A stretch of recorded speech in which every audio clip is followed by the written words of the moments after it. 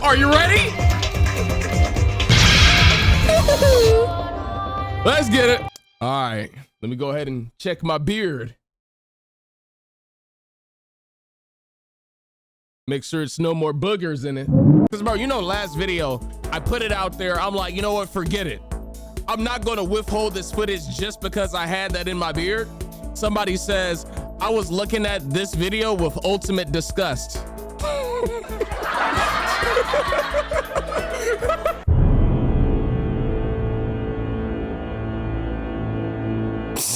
No, ultimate disgust is crazy. All right, we're continuing on from chapter 2. We gotta investigate because there's a new dead body on the block, man, which is actually crazy. Actually, who in their right mind bodied Chihiro like this? Y'all are foul. Let's examine this dumbbell. No, there are more important things to worry about right now than a dumbbell. Okay, fine. Let's look at Chihiro. I said I wanted to look at Chihiro, not you. For now, pay attention to the wall. Huh? I said it once already. There's a word written there. On the wall? Bloodlust? The word bloodlust is written on the wall in blood. So... I don't think it's any kind of dying message. It's just too strange. But you know, that thing about writing bloodlust in blood, doesn't it sound kind of familiar? What? A murderous fiend who kills again and again using a bizarre and brutal method. And at the scene of each crime, the word bloodlust is written in the victim's own blood. They're like a ghost, attacking suddenly, then slipping away before the police can catch up to them. And what nickname did the internet give this mysterious killer? What? Genocide Jack? Oh, okay. I thought they were gonna spin it like because Byakuya said that somebody was trying to frame him for the kill. But instead, it's like, no, y'all are saying this is Genocide Jack. Wait, so we got Genocide Jack in this school? Genocide Jack, the murderous fiend whose grisly attacks were famous all across the country. The ultimate murderous fiend, creating a reputation of abnormal, downright cruel killings. What is this? And this is some copycat killer trying to imitate Genocide Jack's style? But why would anyone do that? Perhaps it's the work of the real Genocide Jack. I'm hearing you, Byakuya. Talk to me. The real? Wait, are you saying Genocide Jack is here in the school? Wait a minute, is that the voice I gave him? Something about that don't feel right. Awful. A bad, awful, terrible trap. A bad, awful, terrible trap. Oh, okay, I guess that is it. The real? Wait, are you saying Genocide Jack is here in the school? No way! There's no way. But going so far as to write bloodlust at the scene, I am surprised at their stupidity. Well, I can't imagine a worse situation than dealing with a stupid murderer. What is it now? Toko! Hina was pointing toward the entrance to the girls' locker room. Oh, well, she voiced herself, okay. Lower your arms. You're musty. Close them. Hey, low key, that's real though. Anybody out there, if you're ever musty, keep your arms down. The more you go like this, the more you're welcoming the world to smell everything that's going on under them pits. Keep them down, bro. I don't care if you gotta walk around and pick up stuff like this.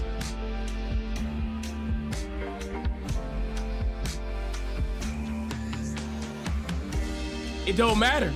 Keep them down, bro. Toko was the last to arrive, and now she was just standing there. No, why would I? Why?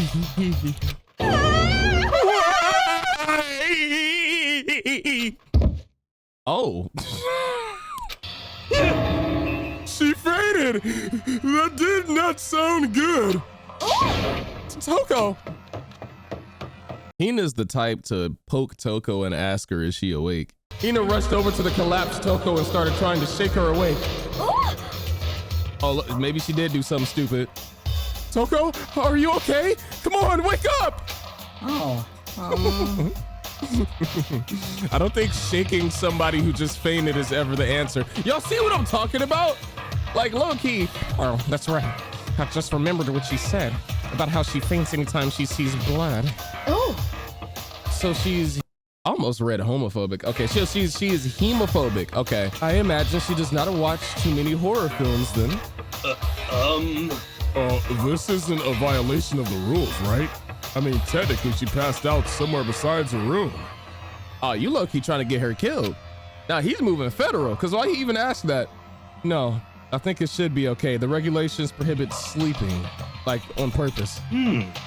Oh, so since she didn't faint on purpose, it doesn't count. Gotcha. Just a second. Toko, can you hear me? Hey, you gotta wake up. As if she'd heard her. Toko suddenly shot awake. It worked? No way.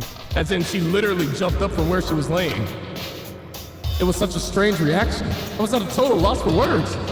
She leapt straight up into the air, changing her stance as if she did.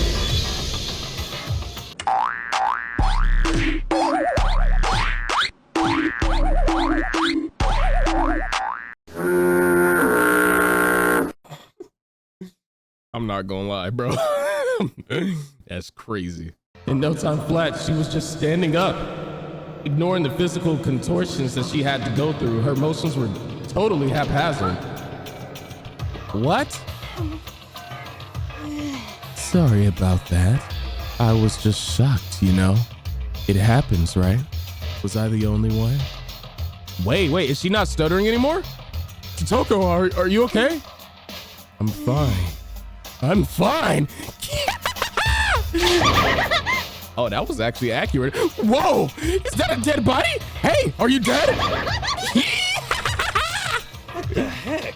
She must have hit her head real hard when she fainted. The world has a front and a back, a top ending and a bottom, a sea of truth and a web of lies. Well. This is quite concerning. I mean, she sounds completely different.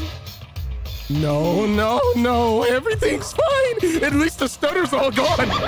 That's a good thing, right? I see. You laugh like the Joker.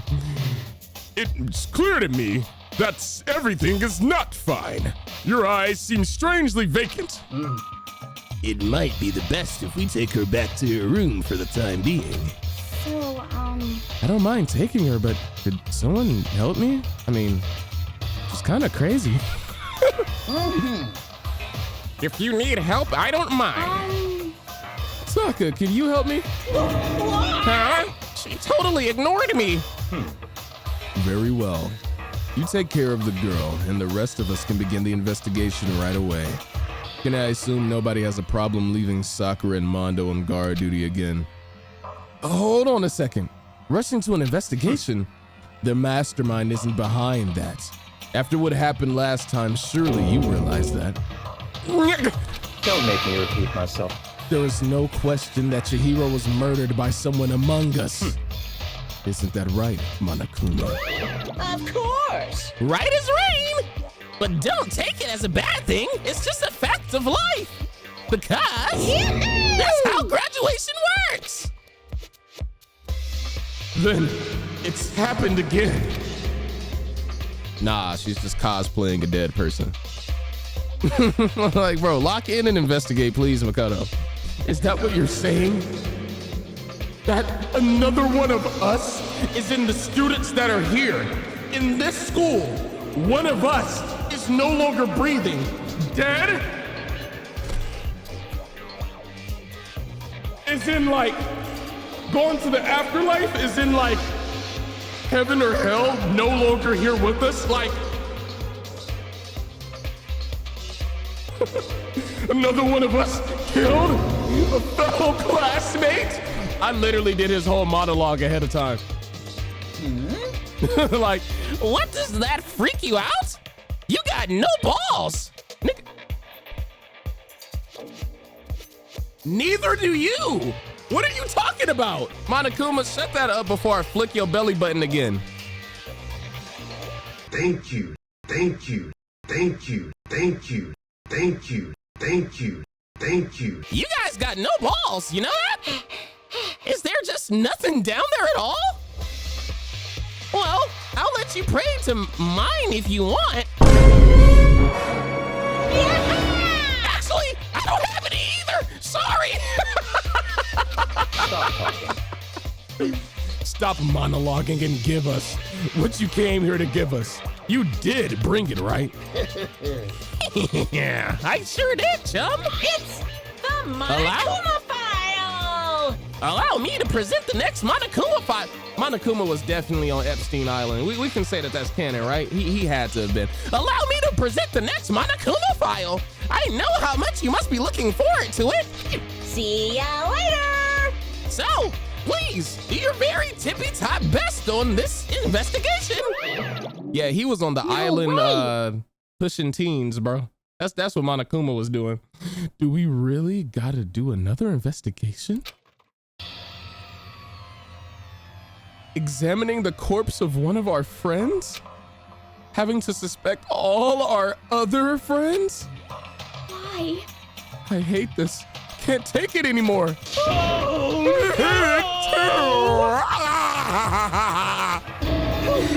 I've had enough.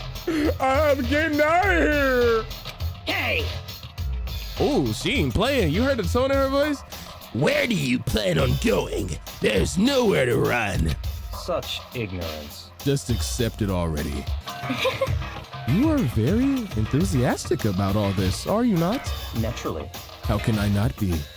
If we don't unmask the culprit, we all die. That's true, but to jump into it so soon. What? Do you want to die? Such ignorance. Fine, then go off and die somewhere. Right now, go ahead. You're a waste of space. Damn you! A dead body is an object.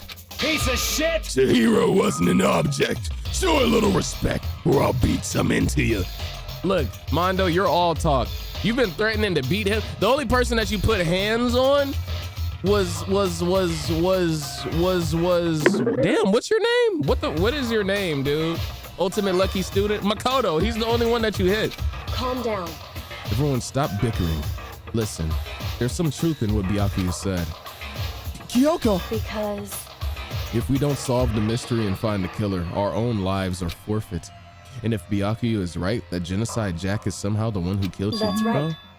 then unless we do something, more victims could start piling up.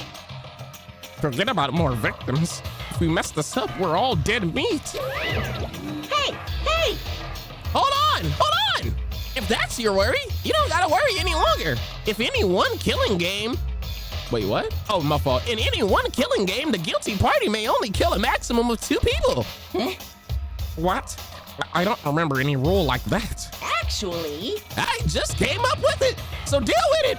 Fuck, nigga. I mean, if one person went around and killed everyone, your lovely student life would be all over it, right? The new rule has been added to the regulations menu. So then...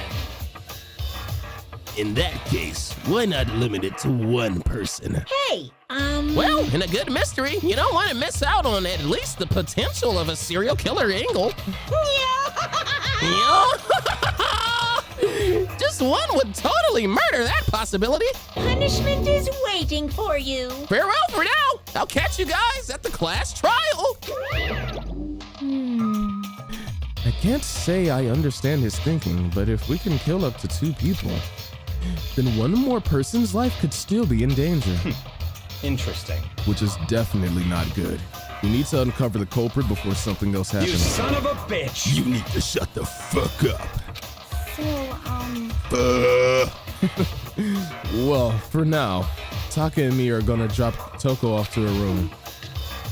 Nice. I'm gonna get dropped off. there is nothing to be done. What is her deal? She's so strange acting right now. I don't even know how to voice act her. Like, I don't know if I give her an inebriated type like voice, if I give her like a crazy one. I literally don't know, cause she's It's like exclamation points. So she's talking intensely, but she looks dead on the inside. We have no time to stand around here. We must begin our investigation. Tout sweet. Tout sweet? Oh, ooh, okay. First time I heard that. If we do not solve the mystery of who killed Chihiro, Is that okay? then we will quickly follow her into the afterlife. That's true. I hate this. But if I want to survive, me and everyone else, we have to do it. We don't have any other choice. Okay. First of all, I'd better check the Monokuma file to see exactly what's going on. The victim was Chihiro Fujisaki. The time of death is estimated to be around 2 a.m. The body was discovered in the girls' locker room on the second floor of the school. The cause of death was a blow to the head with a blunt object. She was killed instantly. That's all it says. Well, it's not like there's any point in complaining about it. No matter what I gotta do. Oh, wait, my fault. No matter what, I gotta do what I gotta do. Monokuma File 2 has been added to the Truth Bullet section of your handbook. Okay, so found in the girls' locker room and killed with a blunt force object. And it happened around, what, 3 a.m.? Is that what it said? I'm gonna have to open up the file again. Hey, Makoto, do you have a second? Huh? Did you need something from me? Naturally. Of course. Life without purpose is quite dull, you know. So what do you need? I'm going to let you cooperate with me during my investigation. Huh? What? I'm purchasing your talent. Am I being enslaved? No, I just Stop talking. him. Like, how can you work with somebody that keeps telling you to just stop talking? You seem to have some limited use, which is why I've chosen you. You have the honor of contributing to my investigation.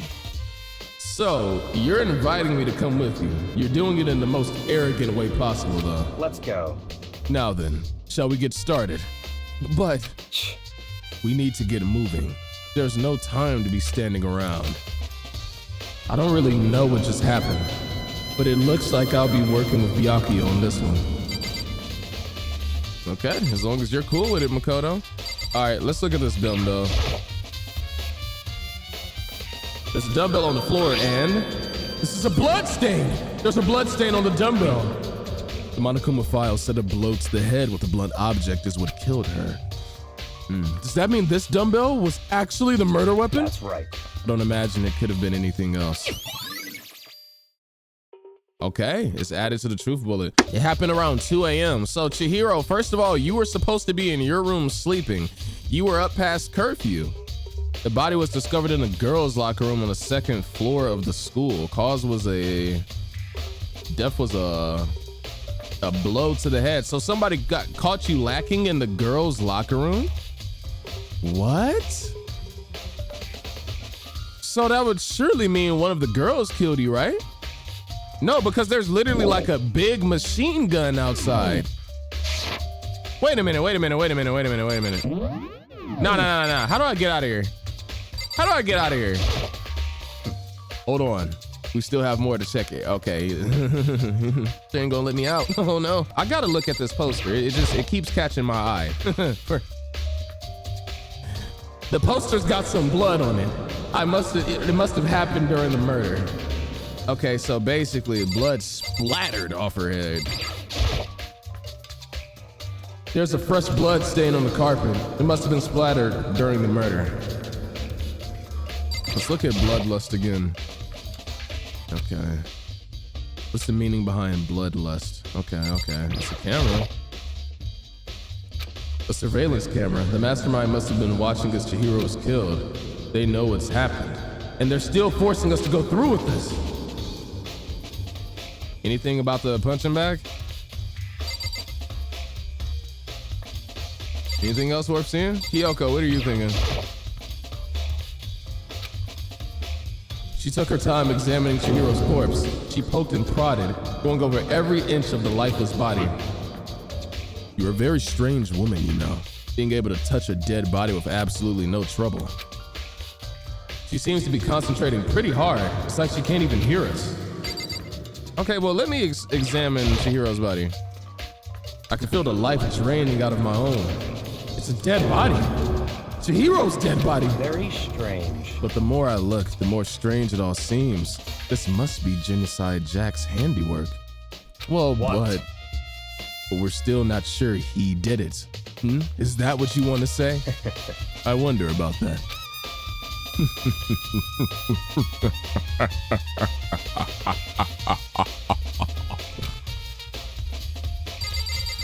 I was doing entirely too much, my fault. What was that laugh? Holy crap. I use this locker room all the time. Now it's become the site of Chihiro's death. But why was she killed in this locker room? Actually, if you think about it, she could have been killed somewhere else than carried here. She was very light, that is true. It wouldn't have been hard for someone to carry her, but still. I still think she came here on her own, by choice. She was talking about she wanted to get stronger, right? She'd been talking a lot lately about how she wanted to get stronger. So you're saying she came here to exercise, but according to the Monokuma file, apparently she was killed around 2 in the morning. Would she really have been exercising that late? Hina or myself are usually in the locker room during the day, so she was probably avoiding it then. Yeah, she wanted to be here alone because for some reason, she didn't want to associate with others in the locker room, right? Like it was some type of anxiety she was feeling, which she spoke on it the last episode, avoiding it. Although we invited her to join us more than once, she never showed up. So I can only assume she was trying to avoid us. And instead, she came to exercise in the middle of the night. However, Perhaps, but it's difficult for me to imagine she would have come alone. She did want to start exercising, but she specifically mentioned that she couldn't do it by herself. She needed support from others. Okay, so you're saying that she could have come here in the middle of the night to train in secret, but that she also would have come with someone else. It's a possibility, I think. Sakura's account. I guess that could be used as a truth bullet. How do you feel, Mondo? Dude. Oh, that's not your voice. Dude. Shut the f up. Okay, I had to channel his voice again. Dude had a real complex about being weak. You heard Chihiro's talk about it, right? All I need to get stronger. Yeah, I do remember she said that more than once. Sure did. Which I guess explains the trip down here. But did she really need to get stronger that badly? You already mentioned it, but she was a girl after all. Most girls aren't that strong. I don't know, man. I haven't really thought about all that stuff. The cause of Chihiro's complex. I can't help but wondering what it might be. Okay. Mondo's account. What was his account? Just that she needed to get stronger? I don't even think I got much out of that. Now I believe it's time for us to move on. Huh? Already? What? New clues won't magically appear by standing around in here. We need to check every aspect of this case. Let's look in the boys' locker room. Hypothetically, I just want to see what it's like. That's true, but Let's go. if you're satisfied, let's hurry up and proceed. You're so pushy. I got caught up with the wrong person this time. So this is our next location. Huh? This place is related to the investigation? Figure it out for yourself. It's no fun if you don't, right? Do you want a partner or not? Like, what the hell is wrong with you, bro? Like, stop talking to me like this before I resign. This gun is a critical point in this case because this is what's gonna decide if, like, people can cross over into other locker rooms. Maybe this gun was used to... No, impossible. If that were true, Chihiro would be Swiss cheesed.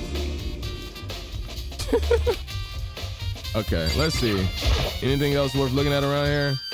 Pool related items, nothing to do with the case. Oh, I'll take that little Monokuma penny. Flotation donut.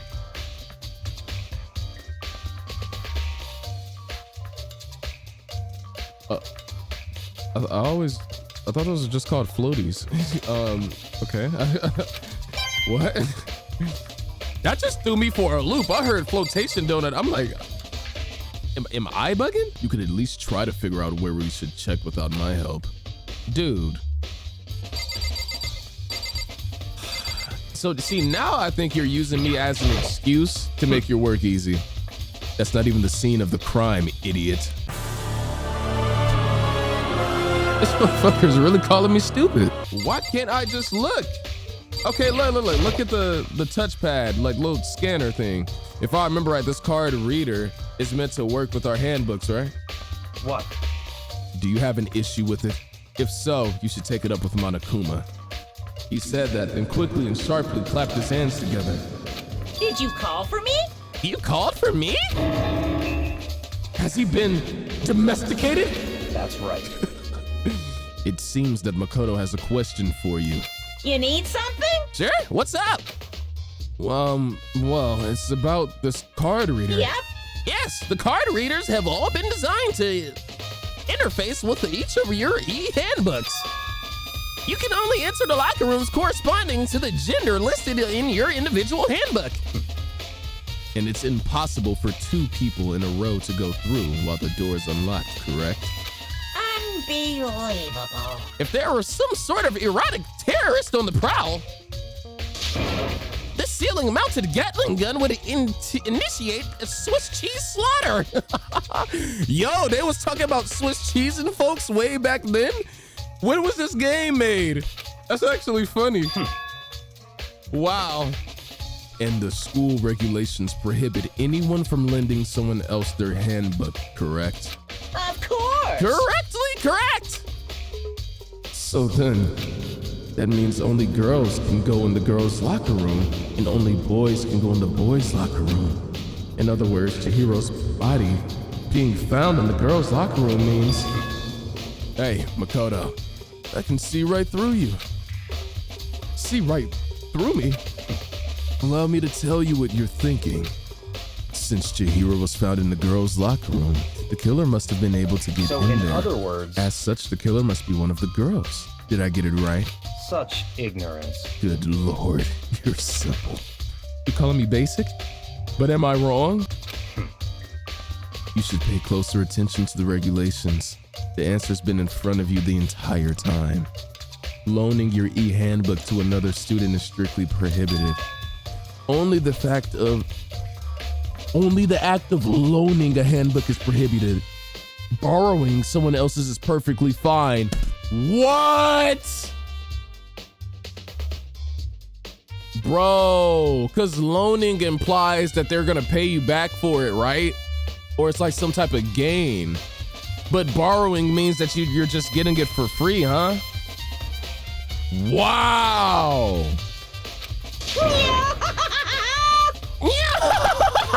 I would expect nothing less from the prodigal son of the noble Togami family. So you managed to sniff out the loophole in the regulations. Knowing you, I would bet you created it on purpose, didn't you? To add a little more excitement to things. Yeah!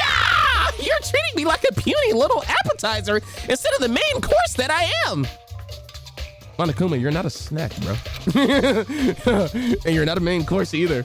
Now then, since the dead can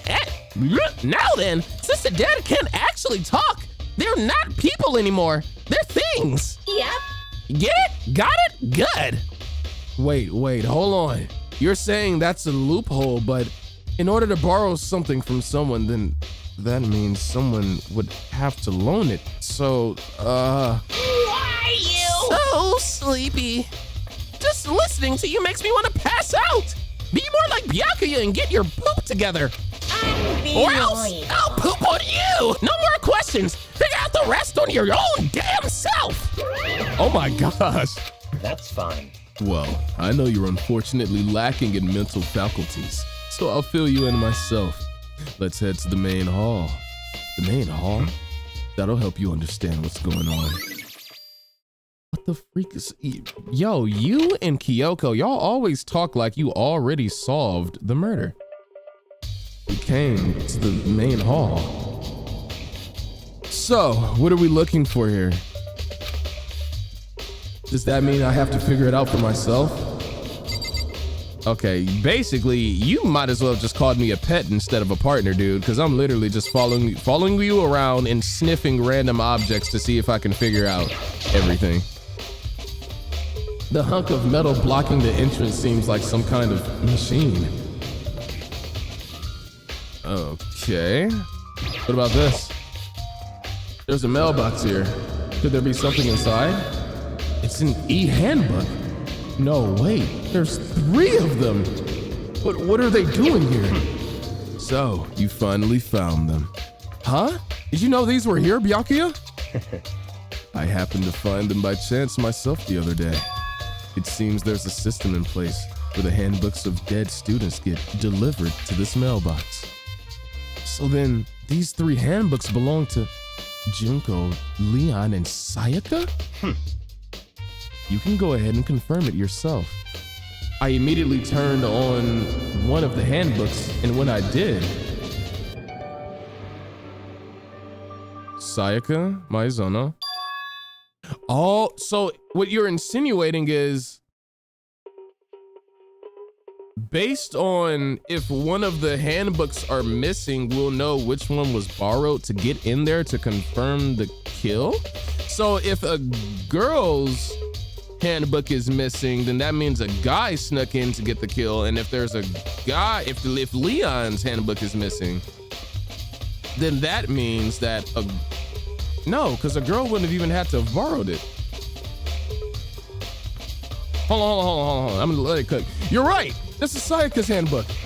Now, do you understand? This is the key to the loophole that I revealed earlier.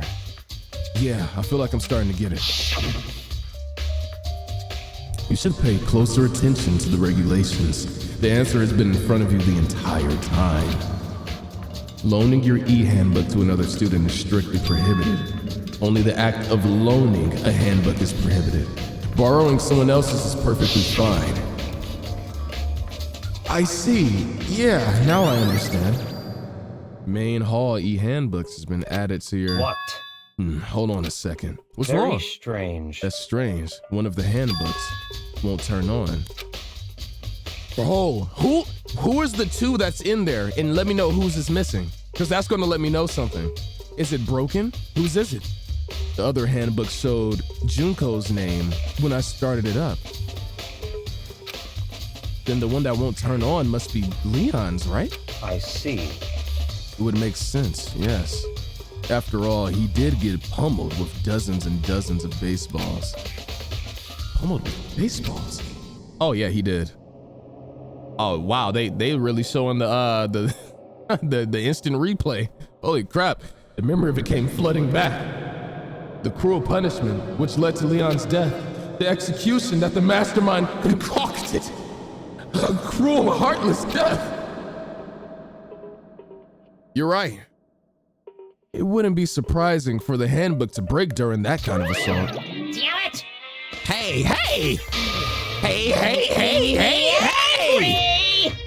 Now Hey! That e-handbook is essential to students' life here. Crucial, integral, instrumental, and a super big deal. There's no way it would break that easily. But it did. That's impossible! If I say it wouldn't break, it wouldn't freaking break. Oh gosh. It can withstand up to 10 tons of pressure, and it's waterproof up to 100 meters, okay? I don't care how many baseballs you hit it with, it wouldn't do crap. Oh, but even my amazing handbook does have one single weak point. It does? I can't hear you! Like, you know, you could probably just put something in there and then it breaks from the inside. But it's a secret. I wouldn't want you to go breaking any more handbooks. What? Then Leon must have broken it somehow without realizing what his weakness was, right? Hard to say. You know what I think? I think his handbook isn't actually broken. What? But you might ask, how could that be? Leaving the question hanging in the air, Monokuma disappeared. What just happened? Monokuma said it's not broken, but it's an undeniable fact that it's not turning on. That's fine. Well, I don't see any connection to the case, so it doesn't matter for now. You think so? Either way, something about it still bothers me. No, there's a broken e-handbook, and it's Leon's. What? There's something to that. Okay then, this should be enough to get things rolling. Let's begin our investigation in earnest and track down the true culprit. Yeah, we need to find out who killed Chihiro. To be exact, not quite. Huh? Not quite. What?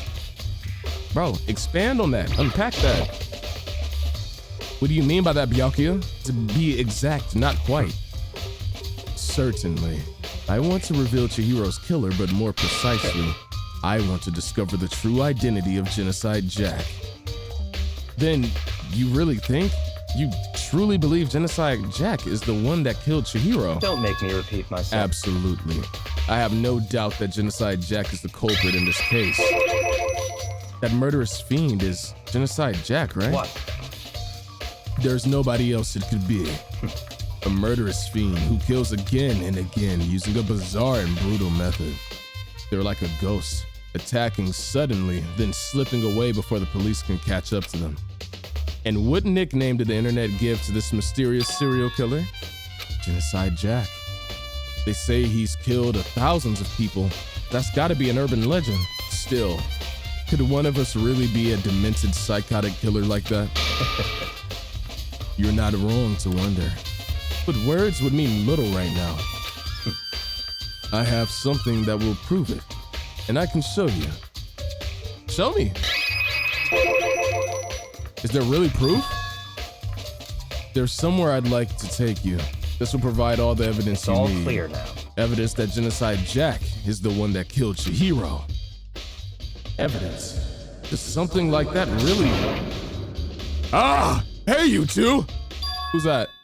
Oh, I gave you the wrong voice. My fault. Big trouble! Need your help! I don't have time to play with We're you. busy. Leave us alone, dimwit. But it's an emergency. Emergency! Come on, please! You gotta help me! Okay, you know what's happening?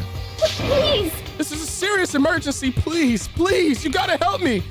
Just calm down, okay? But it's an emergency. Girl, say what it is. Like, come on. An emergency, what happened? Well... Something's wrong with Toko. She's acting super strange. Well, I mean, she was acting pretty strange earlier, right? What should we do, Byakuya? Very strange. Since it's Toko, I must admit, I'm intrigued. I suppose we can take a second to see what's going on with her. Are you sure? Don't make me repeat myself. Yeah! Okay. Well, we know he's not interested in her. So, what is he interested in? He's interested in the killer and he's interested in Genocide Jack. She's got to be connected to one of or both of those. Okay. Come on, hurry! For him to be interested, I mean. Wait, for us, Hina? Let's go. It looks like she headed to the dorms. To Toko's room, most likely. You're right. Oh my, man, look at the why is the crazy one right next door to me? Come on, bro. Is Toko inside? Some kind of emergency? You guys are too slow. I think you're just too fast. So, what's this emergency? Well, after what happened in the girls' locker room, we left Toko in her room so she could lay down. After a while, we came back to check on her, you know? See how she was doing. But when we did, it was weird. She refused to come out and she kept saying all this weird stuff. Weird stuff? That's fine. We should try talking to her ourselves. Yeah, good idea. Hey, Byakuya, she wants you. You go knock on the door. Hurry up and do it. This dude is bossy. May as well give it a shot. The door swung open slowly and silently.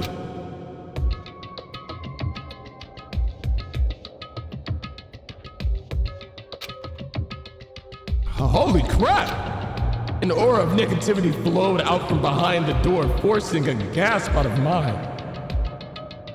An aura of negativity flowed out from behind the door, forcing a gasp out of me. What?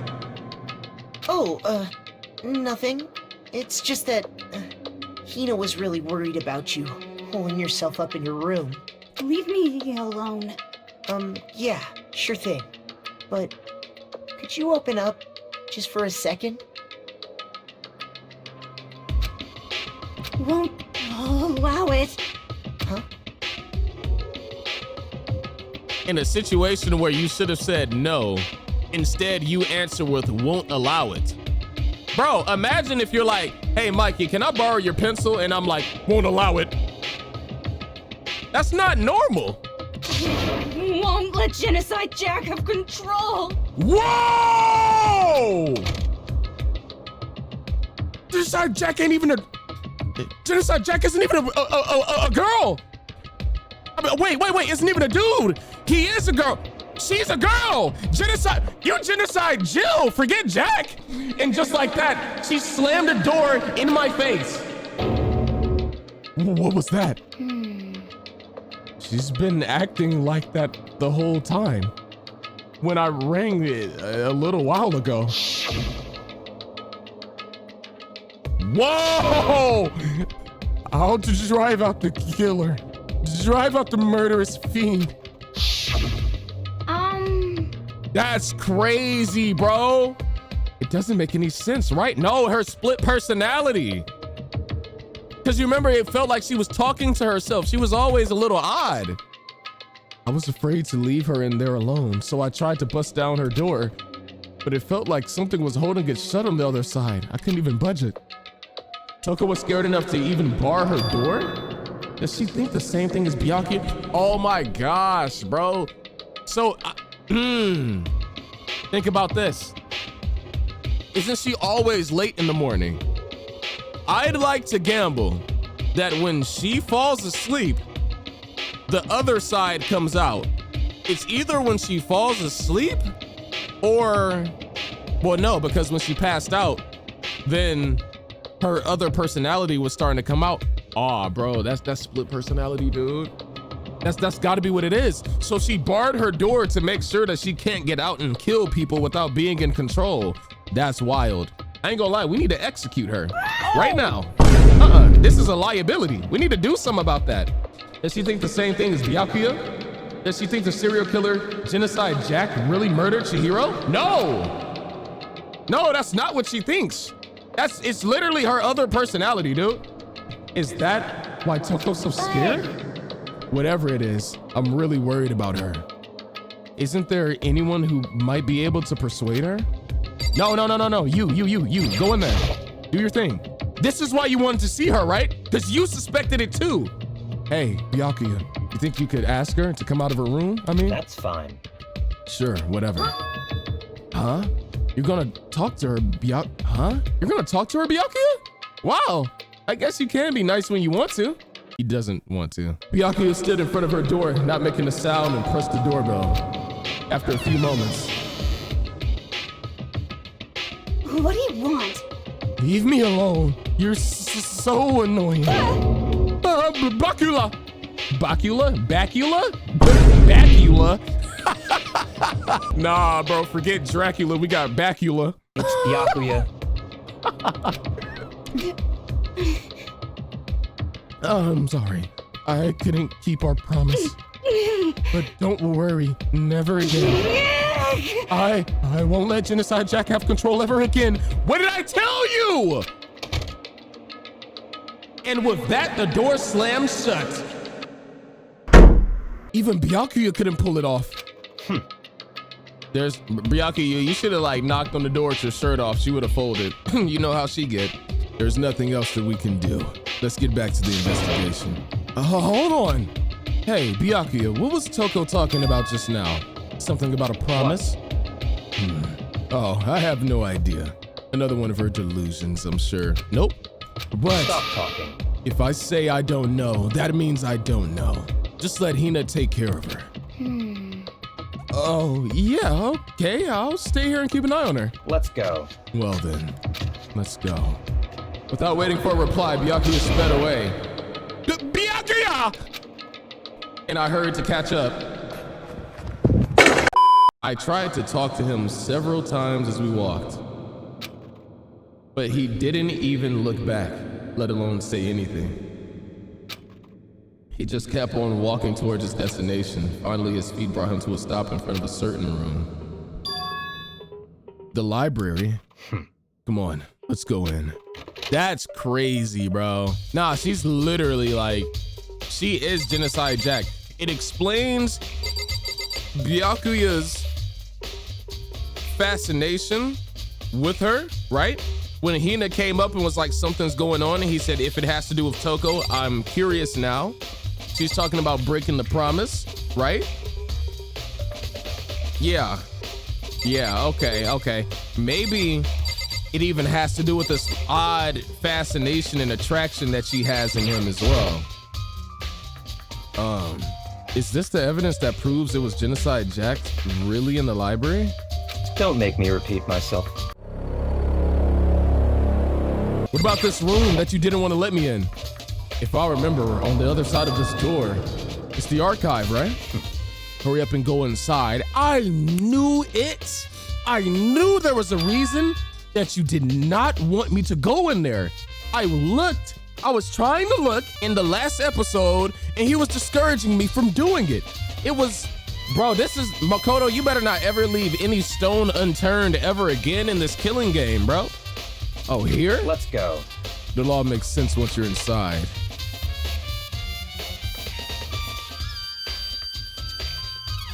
Whoa, there's so many books and files. And so much dust, too. So in other words... That's just canon. I would say there's enough value in this place to endure the dust. Okay, fine. What's with all this on the floor? There's a ton of thick files stuffed onto the bookshelf. If you're thinking of looking through any of them, let me give you a little warning. Those things are filled with graphic, disturbing photos from all kinds of crime scenes. Of the past? It's the kind of thing that any normal person wouldn't ever want to look at. Be careful. Huh? What do you mean? All those files there are investigation reports related to different cold cases. Those are internal documents for police eyes only. They're not the kind of thing you'd expect to leak. Oh. And then the fact that they're in Hope's Peak is crazy. There's a wooden box. It's empty. Although, judging by the smudges and the dust, it looks like there was something inside. I wonder what it was. There was an extension cord plugged in there. It proved very useful while I was in the library.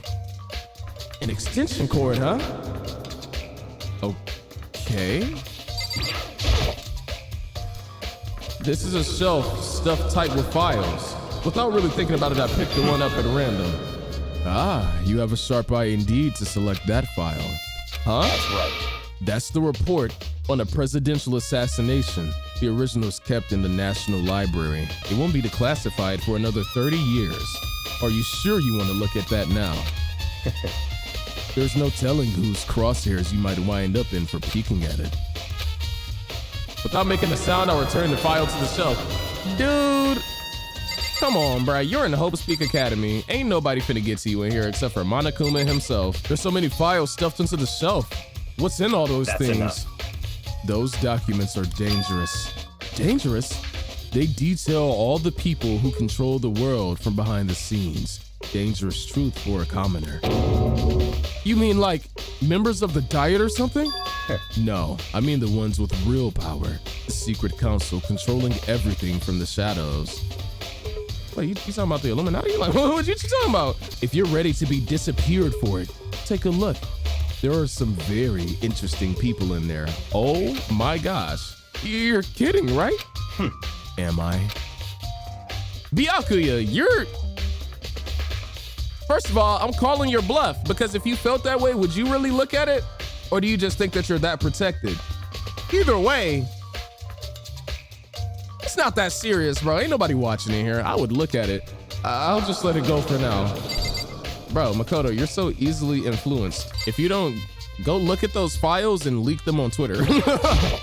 Nah, don't do that. They might actually get you. There's even a surveillance camera here. What's with that? Huh? It's a desk lamp. Oh yeah, it's the same one I saw Byakuya using in the library before. What? Do you have a problem with that lamp? It was here before, then I moved it over there.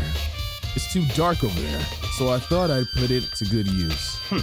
So, are you finally beginning to understand the true splendor of this library? The entire reason I was interested in the library is because of this room right here. Interesting. It's home to classified government documents, police records, things no ordinary person would ever see. Isn't that magnificent? This can't be for real, right? Such ignorance. That's you guys' problem. Anything that doesn't fit into your preconceived reality, you label it a lie. Well, it's not that, it's not like I totally refuse to believe it, but I mean, there's just so much. How could anyone have all this to put together? I suppose it goes to show just how much Hope's Peak truly wields, or perhaps the mastermind may have wanted to provide us with enough entertainment to keep us from getting bored. It's no use. I can't keep up with all this. It's just too unreal. What's wrong? You still can't believe it? What about you? How can you believe it so easily? Things like that are usually impossible. What? What do you mean, usually? Usual, normal, ordinary, simple. Those things don't exist anywhere in the real world. If you don't understand what they actually represent, you don't understand the nature of anything. You don't pull your punches, do you? Besides, what you consider as usual is based on your common sense, right?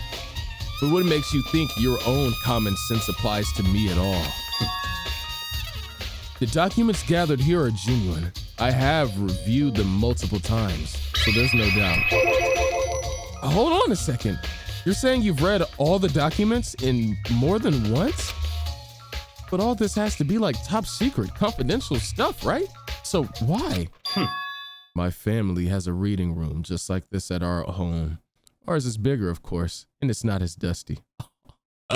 That's why he feels protected to look at this. His family, the Togami family. They control stuff behind the scenes. Huh? Members of the Togami family have access to any variety of government-related documents. That includes foreign powers as well as domestic. How's that possible? So in other words... I already told you, there's a secret council that controls the world from the shadows. My family is a member of that council. And I have within me the bloodline that will allow me to one day bend the world to my will. But to become such a ruler, I must know all levels of this world backwards and forwards. So whenever I have time, I like to review whatever documents and materials that interest me, which is why I can proclaim without a doubt that the materials gathered here in this room are the real thing. This is beyond believing or not believing. Byakuya is actually starting to scare me more than that actual mastermind. And what always interested me the most were the cold case police investigation reports. Reading through those reports has always been a hobby of mine ever since I was little. It's excellent mental exercise. I've solved more than a few of those cases just by reviewing the reports. And among those reports, one of my recent favorites is the Genocide Jack case. As he talked, Byakuya grabbed a specific file from the shelf. That's right. This is the complete case file. Every single report surrounding the Genocide Jack cases has been compiled in here. Because there are so many, allow me to quickly summarize the main points. To begin, there are two notable characteristics in each Genocide Jack murder. The first characteristic is that every crime scene, the word bloodlust is written in the victim's own blood. And the second is that when the victims are murdered, their bodies are suspended in a certain way. Bloodlust is written in blood and the victim's body is suspended. It's exactly the same as what happened to Chihiro. Save your surprise, the best part is yet to come. For the second characteristic, where the victims are suspended, the only ones who know about that particular fact were members of the police and the other higher-ups. By all accounts, nobody in the media ever found out. Huh? In other words, no one on the news, no one online, nobody knew about one aspect of each crime. Only key officials and the killer himself knew about the act of mounting the victim. Now, if you recall Chihiro's corpse, Her body was most certainly mounted in this fashion. So, how could the killer have known about suspending the victim? That's right. They would have to be the literal killer. That's the key question. But in fact, the answer is quite simple. So in other words, the culprit isn't a copycat. It's the real Genocide Jack. in other words, That right there is the evidence that Genocide Jack has hidden himself among the rest of us. Then Genocide Jack really is such a brutal, fiendish killer, really walking among us? interesting. Things are really starting to get interesting, aren't they? I never imagined a killer with such a reputation would ever become a part of our little game. Now, don't you think it would be good for you to take a look at what I've already seen? You might just manage to ferret out a clue or two. Such ignorance. If you get down on your knees and beg.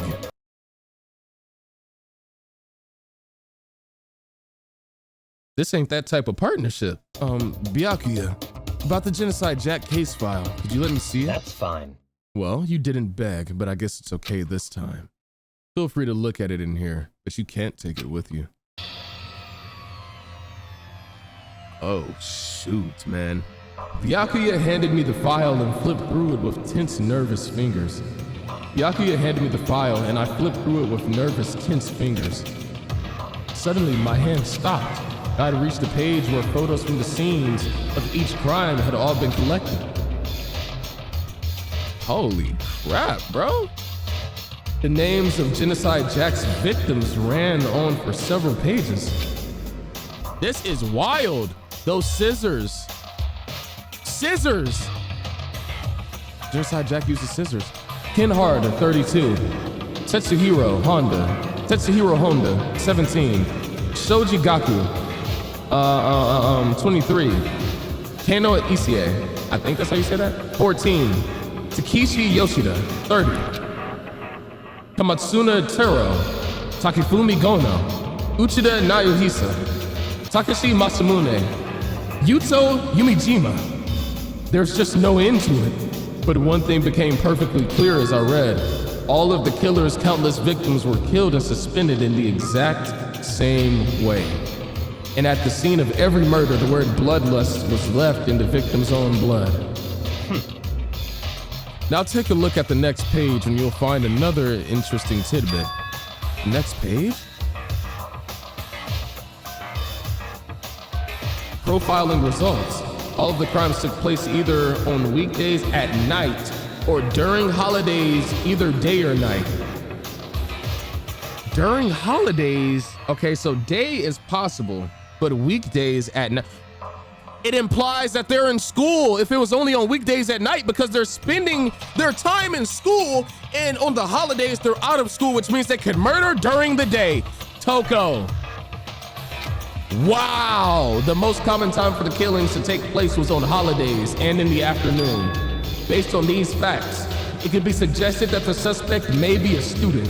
Evidence suggests that the suspect lingered at the scene, but when they did leave, they were in a panic. Because an eyewitness has never come forward, it's unlikely there was any external reason for this. This confused behavior suggests that the suspect may potentially suffer from dissociative identity disorder. Wow, bro. We've got a match. In other words, the key point here is that the culprit may well have a split personality. A split personality? Like the kind of thing that you'd see on TV? So I'm part of another totally unbelievable story.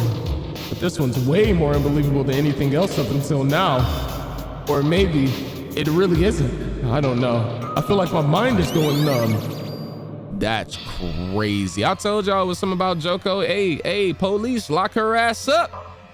Lock her ass up. Or shoot her. Shoot her right now. Monokuma, can I please have a pistol? All right, we should get going. Huh? Where are we going? Anywhere but here. We finished our business, haven't we? Wait! Byakuya! I don't have time to play with you. Come on, enough of your annoying misapprehensions. Do you really think that we'd be together the whole time? Take responsibility for yourself and do something useful. Move the investigation forward on your own, you bum. And just like that, he was gone. Just as quickly as he'd asked me to join him, he'd cut me off. In the end, I felt like I was just some plaything getting tossed around. At the same time, I'd uncovered some really important clues thanks to him. Genocide Jack, he's the one that killed Chihiro, and that murderous fiend is one of us? But who is it? I have to find that out, no matter what it takes. And to do that, there's somewhere I have to go investigate one more time.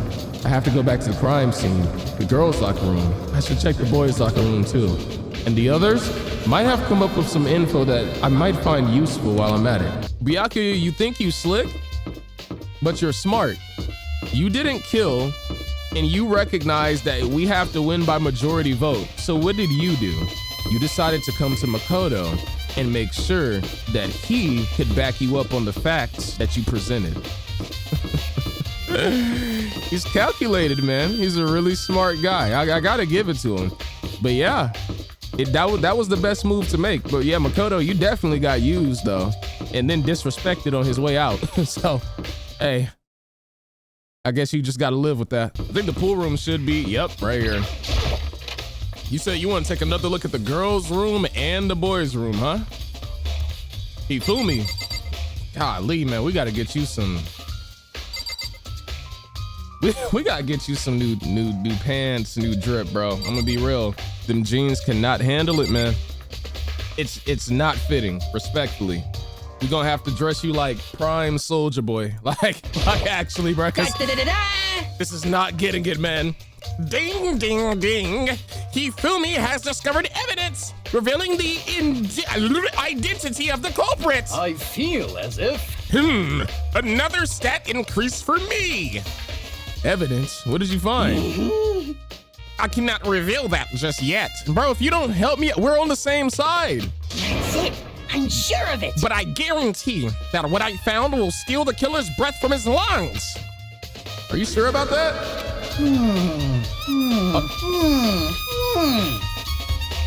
Hifumi, there is no thought in your mind that can justify you saying that many times. Bro, if I ever catch one of my homies saying and pondering like him in real life, I'm blocking you.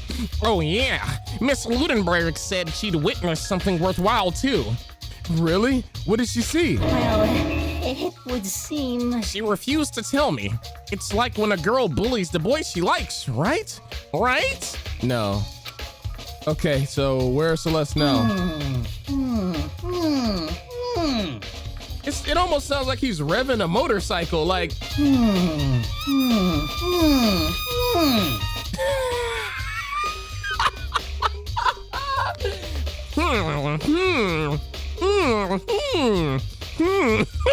Bro, Hifumi, shut that shit up.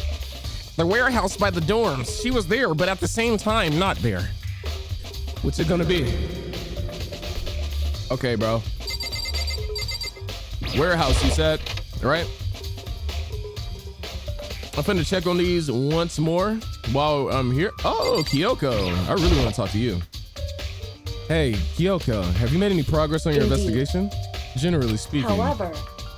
But I have to get going. I have something unrelated to take care of. Something besides the investigation? What is it? Wow. Nothing you need to worry about. Just concentrate on the murder. But So then... before I go, let me give you one piece of advice. You should examine Chihiro's body one more time, thoroughly. Also, her handbook is missing. You might want to determine its whereabouts. Goodbye. Okay, that's it. I'll be praying for your success. Yo, thank you so much, Kyoko. Thank you for your prayers. With that, Kyoko turned and left to the girls' locker room. Out of the girls' locker room, I meant. I guess I'll take another look at the body then. And Chihiro's handbook is missing? That's definitely worth worrying about. Okay. That's weird. All right, Chihiro, let's get a good look at you. Kyoko said I should examine the body one more time. Why the music cut off? I know she said thoroughly, but I may have... I know she said thoroughly, but I do have my limits. Well, I'd better give it a shot anyway. Let's see. Chihiro's hands are bound with what looks like some kind of rope. The rope was used to prop her up in a kind of crucifix position. Huh? This rope has a plug. Wait, so then this isn't a rope at all. But the more I think about it, the more that's not the only thing that concerns me. Wait a minute, didn't Byakuya just say that there was a plug in that other room? Right? Like in the box, I promise you I saw something about a plug. Chihiro's fatal head injury is a blow to the head. I read that wrong. Which means someone struck her in the head in order to kill her. That's right. There's the issue of her being suspended and the fatal blow. At first, I didn't see any reason to think too much about either of them. But seeing them again after looking through the Genocide Jack file, something's not quite right. She doesn't look like she was stabbed with scissors. Genocide Jack doesn't use weights. Genocide Jack uses scissors. That's from my observation. What does this all mean? Status of the dead body. Well, the one thing most likely to tie all these mysteries together is the true nature of the rope that was used to suspend Chihiro. And to figure that out, there's a certain place I need to revisit and look over again. Plus, it might help me to look at the Genocide Jack case file one more time. Bro, I'm telling you, like, if it was Genocide Jack, Toko probably would have found some scissors. Damn. Chihiro's presence here was especially weak. Her body and her soul. No forgiveness! Oh, Lord have mercy. I would hate to be in the ring with that. Could you imagine? Ooh. To target such a helpless being, it's unforgivable. What wretched beast would do such a thing? I cannot forgive this.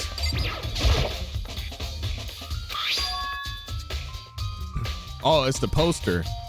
The big-breasted swimsuit model is pretty noticeable too. Makoto, focus. It's rising again, stop it. A girl's locker room doesn't seem like the kind of place that you'd find something like this. Low key, now that you mention it. Well, unless, you know, they're like into that, but like, you know, that's definitely an option, but I don't know. I kind of just topped it up as like, you know, they just looked at it as motivation. They would have been like, oh, body tea, period. That's what kind of what I thought that was, but I don't know, bro. That's crazy. Can I get a copy of one of those posters? Let me investigate this. I'm wondering if there was a spot in here that it looks like it was supposed to be in. Tornado? Huh? This poster? It's a popular boy band called Tornado. Okay, so somebody switched them out. Somehow it doesn't quite seem to fit in the boys' locker room. Oh, but wait, that reminds me. The poster in the other locker room is... That's right, there's definitely something strange about this. In the boys' locker room, there's a poster of a popular boy band. And in the girls' locker room, there's a poster of a big-breasted, big-booty, voluptuous swimsuit model. Could the posters have been switched? What if they were? Where's the pretty girls? But if they were, why? What reason would anyone have? Maybe I should talk to someone who knows a little more about the locker rooms. Golly, she, ooh, boy, okay. All right, what's in this room? Could it be the pool? Oh, this is like legit. No wonder Hina was so happy about this. Wow, that's so cool. Ugh.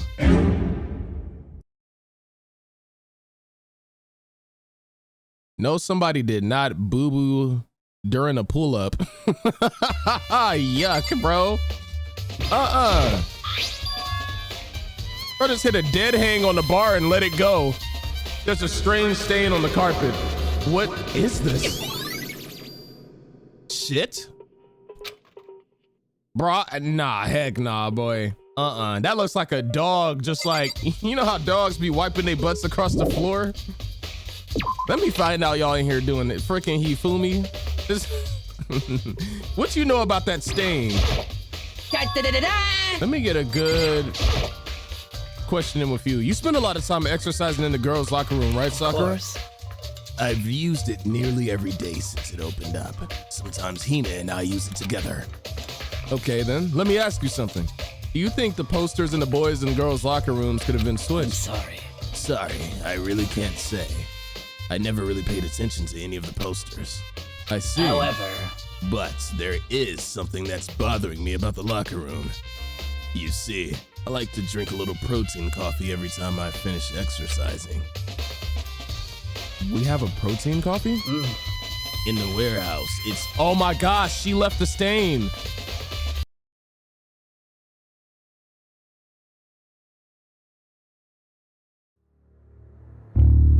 If she left the stain, then that rug came from the girls' locker room, which means they were switched, which means that Chihiro was murdered in the boys' locker room.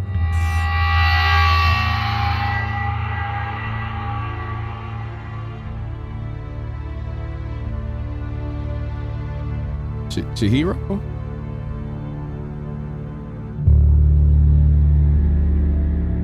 I mean this in the most respectful way possible. Do you have a dingling?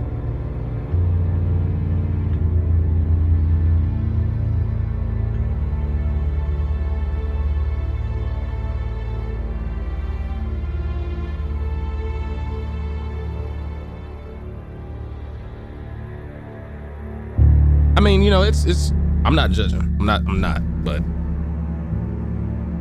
is that what happened? Is that why you wanted to work? Oh my gosh! Bro, Chihiro always wanted to work out alone. She never wanted to be in the freaking, she never wanted to work out with the rest of the girls. Oh, wow, bro. What? What? In the warehouse, it's not the highest quality, but I don't have a lot of other options. I mix protein powder with coffee and down a glass of it after exercising. Anyway, the other day I spilled some on the carpet in the girls' locker room and it left a stain. It's a boy that killed her. A stain? But I don't see any stain on the carpet now. Of course. Exactly. I noticed it earlier. The stain has disappeared. I can only assume someone came along and cleaned it up. But still, isn't it unusually clean? As if there was never a stain here to begin with. Oh, that's crazy. Mondo, how do you feel about the posters? Dude had a real complex about being weak. You heard Chihiro talk about it, right? All I need to get stronger. Yeah, I do remember she said that more than once. Wait a minute. This is the same dialogue. Damn, dude. Okay, yeah, it's adding up now. It's adding up. Who in the world would have worked out? Who's a dude that would have worked out? I can't imagine any of the dudes working out with Chihiro except for Mondo and Taka. Those are the only two that I can really imagine. Nobody else looks like they hit the gym. You for damn sure don't hit the gym. That boy got the physique of an egg, unfortunately.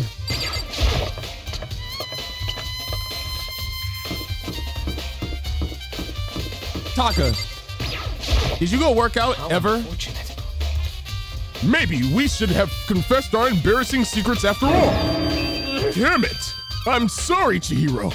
It's all because it wasn't strong enough. Oh my gosh. Chihiro didn't want that secret to get out. That was her secret.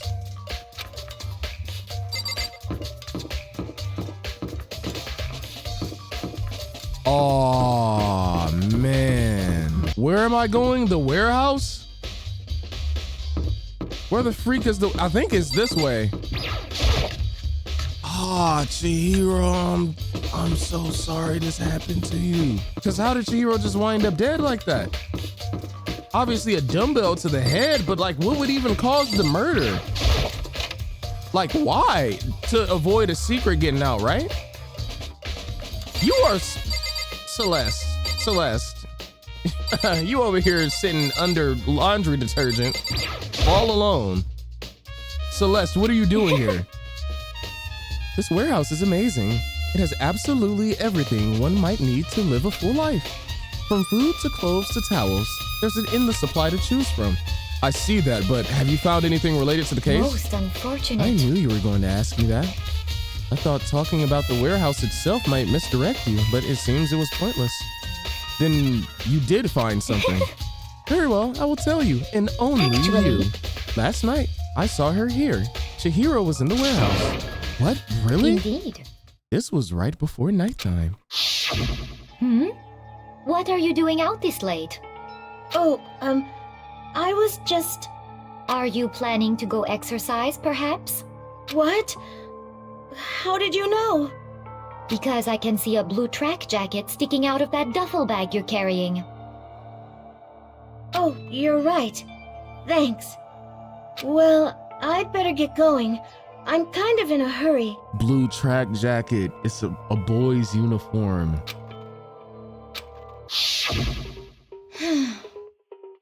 She stuffed the jacket into her bag in a hurry. It was almost like she was trying to hide it.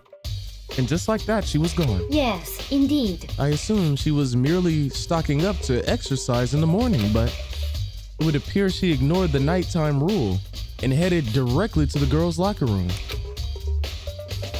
I don't think it was the girls' locker room. If she hadn't broken our rule, none of this ever would have happened. You get what you deserve, I suppose. So apparently, first of all, weren't you breaking the rule too, Celeste? If you caught her moving out at night? She went to the girls' locker room late at night in order to exercise without anyone knowing. But the strange thing is, there was no trace of the track jacket or duffel bag. Celeste said she saw Chihiro carrying it, which would mean the killer would have gotten rid of it somehow. Very interesting. I don't know the exact angle that we're taking this, but yeah, Chihiro died in the boys' locker room. That's nuts. I might need to catch up with Byakuya because this is some real tea right here. Oh, this is boiling hot. Hold on, look at this. You already mentioned it, but she was a girl after all. Most girls aren't all that strong. I don't know, man. I haven't really thought about that stuff. All right. I don't know. Yeah, you don't know, huh? I bet you don't. It adds up. Mondo and Toko, it would have to be one of y'all that's strong enough to swing 50 pounds. Oh no, one arm dumbbell, mind you. You have to be physically strong enough to pick that up and swing it. We're gonna double check in this library once more, because there was somewhere that plug came from. I can guarantee it. And I want to say it was like one of these boxes. The extension cord was in there before. Huh? The lamp won't turn on. Oh, I see, it's not plugged in. The lamp's cord isn't long enough to reach the outlet from here. But last time I saw it, it was definitely on, and it was definitely right here. Oh, that's right. Byakuya was using an extension cord. But there's no extension cord here now. I wonder if... So is this where the cord came from, right? Yeah, it came from that lamp. Okay.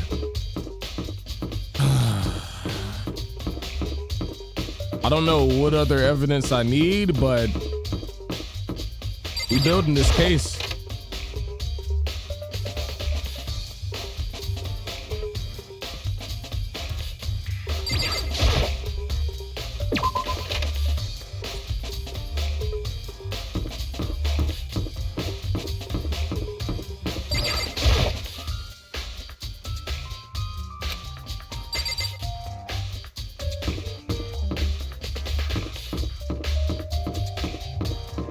Oh my gosh, bro. When Kyoko said examine Chihiro's body closely, Kyoko knows. Oh, Hina, how's Toko doing? Same as before. She won't come out and she keeps on mumbling something about Genocide Jack. So I just left her there. You left her? Oh my gosh, she can't do nothing right. Oh, she actually can't. My head was all swimmy and I was getting pretty hungry. Yeah, Oh, but don't worry. I'm gonna go back as soon as I'm done eating. Toko's not exactly pleasant, but I'm still worried about her. Speaking of which, what are you eating? A donut, of course. Of course? There are two things I'm sure God created: outer space and donuts. Really? I bet Chihiro would have liked to eat more donuts. Maybe that's maybe that was her one big regret. Yeah, she regretted not eating donuts instead of getting hit in the head with a 50-pound dumbbell. I should have tried to spend more time with her. Come to think of it, who did she spend time with? Well... Yeah, she was a little bit strange. Didn't really hang out with the other girls as much. It was like she was trying to keep her distance from us. Actually, Sakura said something similar. She said that even though you and her invited Chihiro to exercise with you, she always refused. Yeah, totally. Yep, it's true. And it wasn't just us either. It was like she stayed away from all the girls. Was she just shy? I don't know. She talked to the boys all the time. Isn't it kind of weird to be shy around your own sex, but totally fine with the opposite sex? Oh, wait, maybe she was used to guys spoiling her. The law says that you can't judge a book by its cover, right? You think so? I never really saw her as that kind of girl. Wasn't Mondo blushing for Chihiro? Oh my gosh. What if Mondo was flirting, ran into a little surprise, and then crashed out, and then next thing you know? Bro, cause they was definitely hanging around each other in the freaking laundry room. Oh, that's all the clues. It's Mondo, y'all. It's Mondo. I'm getting tired of waiting. Shall we just plunge right in? It's the moment you've all been waiting for. The class trial. What the freak, bro? You remember where to meet, right? Please go through the red door on the first floor of the school. See you soon. Begin the class trial, or it's about to begin. I am mind blown. The red door is right through here. Bro, I think I need to sleep on this or something. I promise you, however Chihiro got killed, it was something grimy. Like I just sensed it. The motivations had to have been crazy. What to do?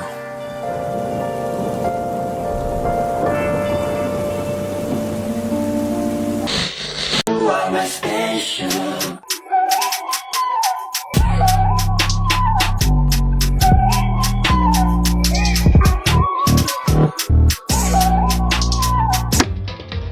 Okay, it's chapter 2. I don't know what to do.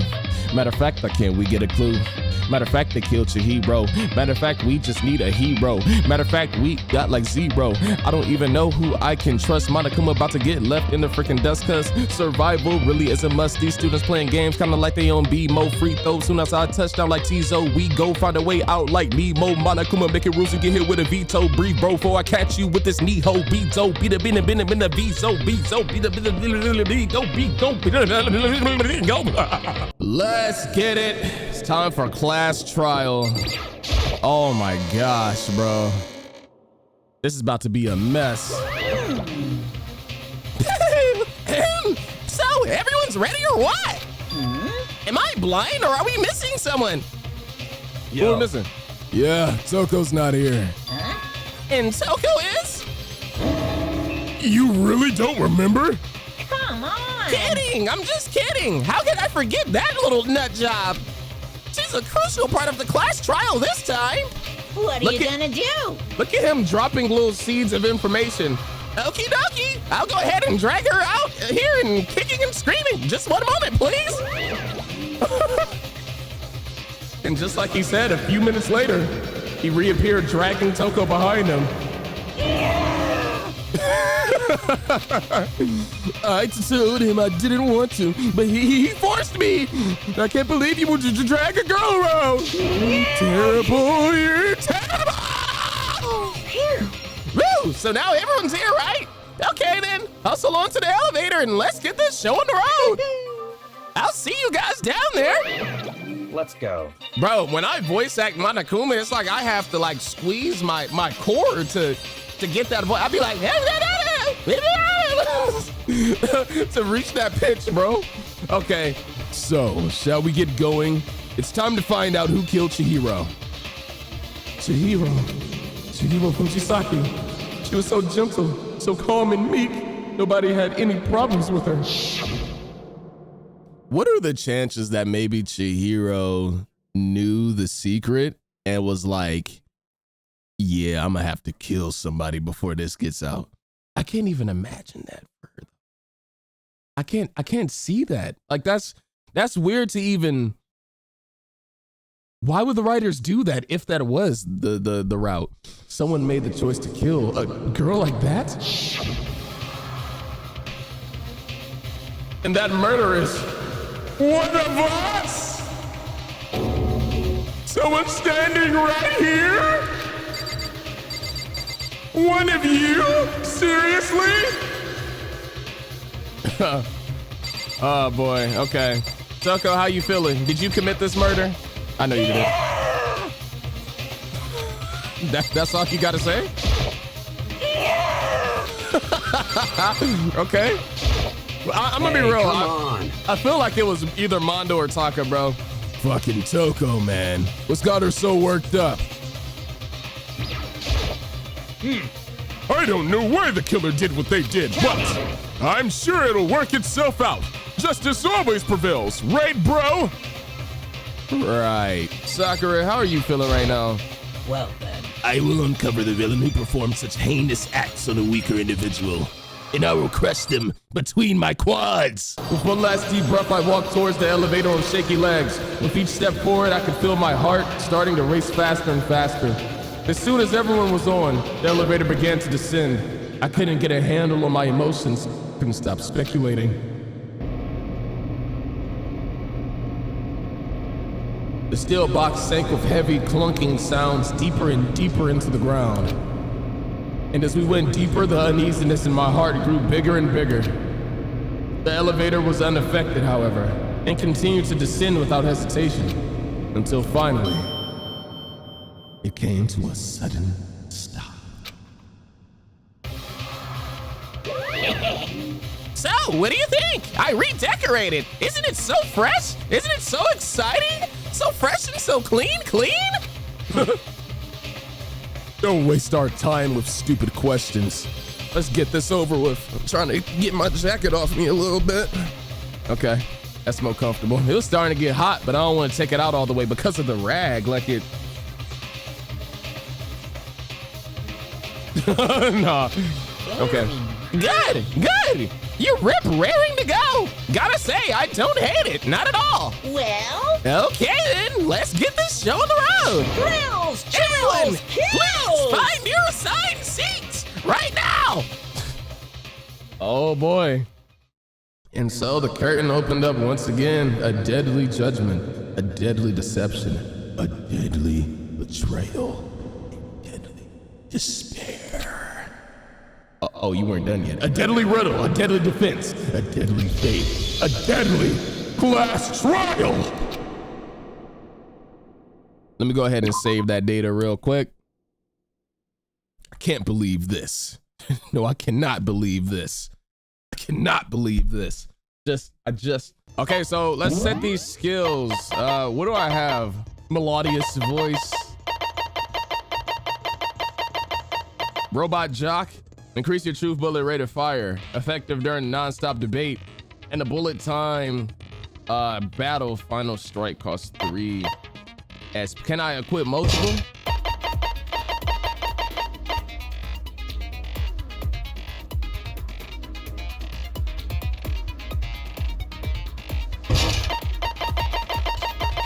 Oh, I can equip multiple. Bet. Sensational. Okay. I already forgot what they do. I think we got this like ready to go. Truth be told, I feel like I already solved the case. I'm not 100% sure who did it. That's the only thing. But it is a boy though. Like I'm sure it's a boy. Let's begin with a basic explanation of the class trial. So your votes will determine the results. If you can figure out who done it, then only they will receive punishment. But if you pick the wrong one, you're all dead. Then I'll punish everyone besides the blackened, and the one that deceived everyone else will graduate. How did the blackened become the term? Okay then. Let's talk about the murder weapon. Okay. First we have to make it clear what was used to deliver the fatal blow. That's easy. It was that big ass dumbbell, bro. Genocide Jack case file, library desk lamp. Okay. Chihiro's fatal injury. It appears it was a head wound. According to the Monokuma file, the killer used a blunt instrument. What kind of blunt instrument? I bet it was an iron pipe. Interesting. How do I slow it down? Would make for a powerful weapon. Oh, space. Poor Chihiro. What kind of blunt Instrument. Boom. Is it bent? That was wrong? You think you have some proof that contradicts what I said? No! Bruh, I was agreeing with you. I didn't... Chihiro's fatal injury. It's only a contradiction? It appears it was a head wound. According to the Monokuma file, what kind of blunt? I bet it was an iron pipe. Oh, you have to disprove their arguments. Okay, my fault. It's been a minute since I played this. I'm locking back in. Can we agree that the object that dealt the fatal blow was the dumbbell found at the scene of the crime? Bro said, I bet it was an iron pipe. Where did you even get that from? It was covered in blood, and there was nothing else at the scene that could have caused that kind of injury. And the wound on the victim's head is consistent with the shape of the dumbbell. As far as I'm concerned, there's no mistake and no room for doubt on this one. Bro, she really got her brain flattened. Oh, could you imagine getting smacked with a dumbbell in the head top? You looked at her head wound? Yay! That's so creepy! If you don't mind, I will proceed from here. Let's move on to discussion of the culprit. Although, I believe the criminal behind this heinous act is already quite clear. What? For real? You gonna say Genocide Jack, huh? Chihiro's killer is the fiendish serial killer, Genocide Jack. You think you're so smart, but you don't even know that the rugs were switched yet. Genocide Jack, the fiendish serial killer? Did he really kill Chihiro? A new element has been added to non-stop debates. Would you like to hear more? Absolutely. We'll be right back.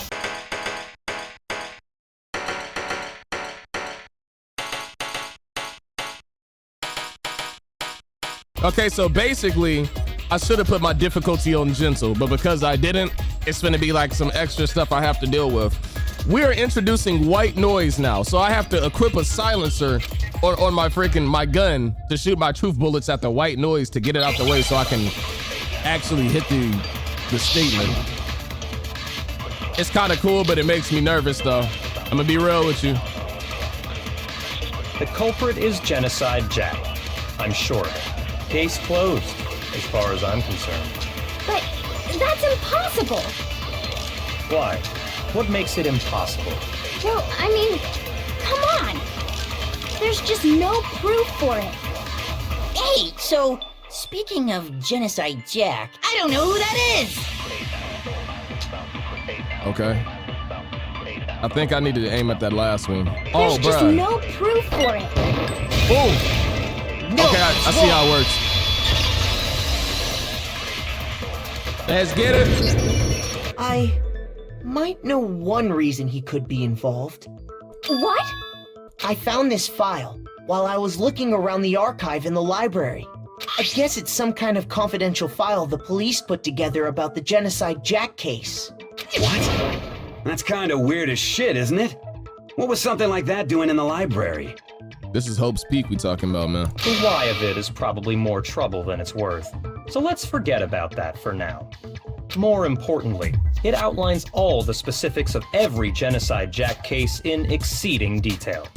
According to the file, there appear to be 2 defining characteristics in every Genocide Jack case. The first is that a bloody message is found written at the scene of every murder. And then they're strung up. Oh, that's right. Boob lust.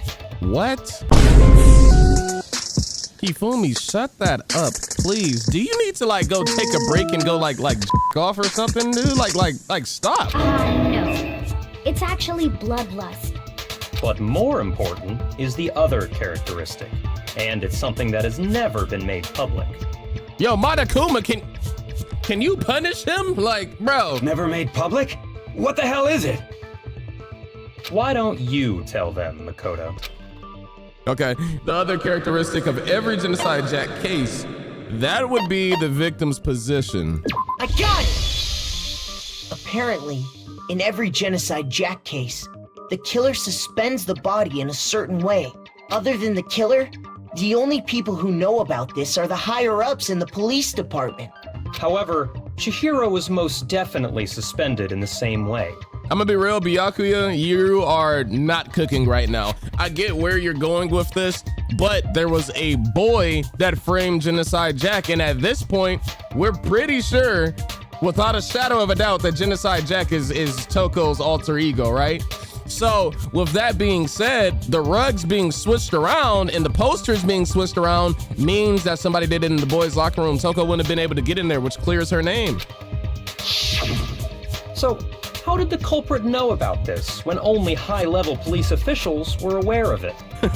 Yo, not me being smarter than the heir of the Togami family bloodline. There's only one logical answer I can think of. It's because the culprit in this case is the real Genocide Jack. No fucking way! I can't wait to embarrass this this smart guy. You're saying Genocide Jack is one of us? Yes, in fact, it's Toko. Ooh. What? Genocide Jack's true identity is Toko Fukawa. This whole time, I know Toko, and she's like a deer in headlights right now because she did not expect for Byakuya to out her to the whole class like this. This is crazy, bro. You What? Hey, okay, wait, hold on a sec. Toko has like bloodophobia or whatever, remember? What kind of serial killer is afraid of blood? That's a good point. Is Toko Genocide Jack? The answer is yes and no. Another riddle. Man, why is this gotta be so complicated? Man, why can't the plot be easier to understand? It does seem like a riddle in a way, but I feel like I can just about see it. Genocide Jack is Toko, but isn't Toko. What does it mean? Bro, split personality disorder. Oh, Hangman's Gambit? Wait, what? How does this work again?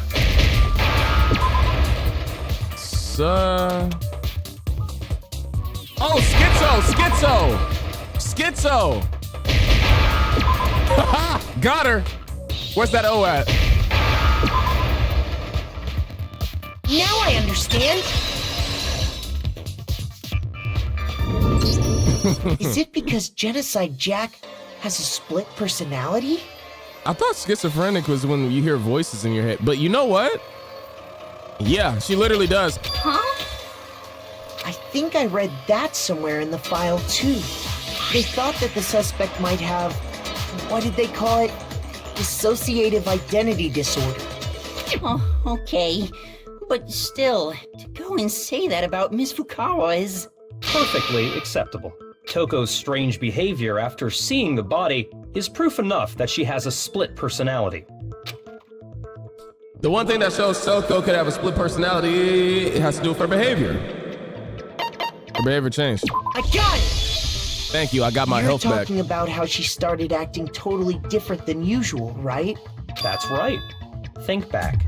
She fainted when she saw Chihiro's corpse, and then, when she woke up... Look at Celeste over there talking about some. I can't believe this. Yo. I'm fine. I'm fine. Whoa, is that a dead body? Hey, are you dead? That's like one of that. It's kind of low-key fun to voice like that. She must have hit her head real hard. She must have hit her head real hard when she fainted. The world has a front and a back, the top ending and the bottom, a sea of truth and a web of lies. This is quite concerning. I mean, she sounds completely different. She was acting funny, that's for sure. That melancholy tone of hers completely disappeared. I did not give that a melancholic tone. Oh, it disappeared. Okay, I did do it right. Don't go assigning adjectives to my tone without permission. Not to mention, once she regained consciousness and saw Chihiro's body again, she was utterly calm. In other words, within her is one personality that can handle blood, and one that obviously can. So when Toko trapped herself in her room, it's because she was scared of Genocide Jack? That is what she said. She said, I'm not gonna let it out. I won't let Genocide Jack have control.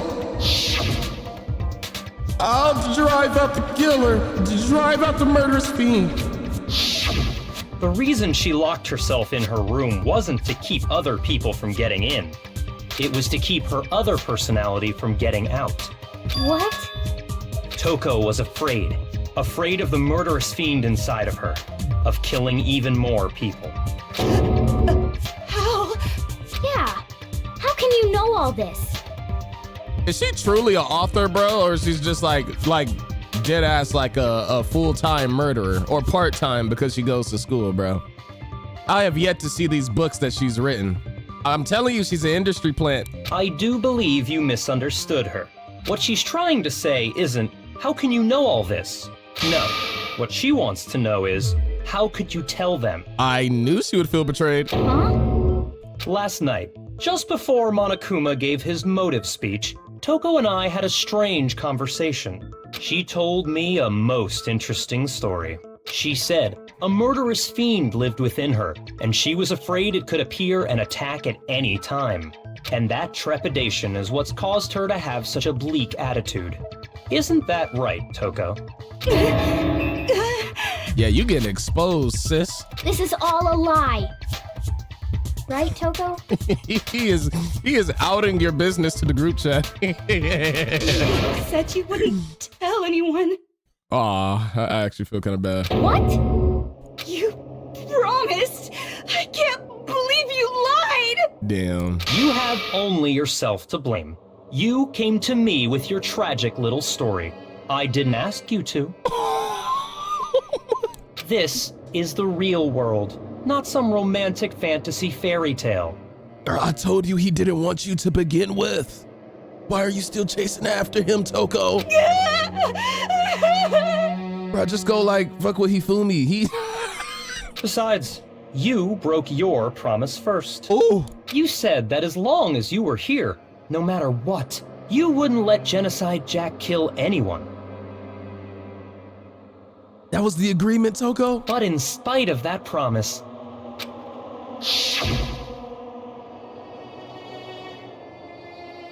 You know what's crazy? I don't think that she got this kill though. That's the only thing.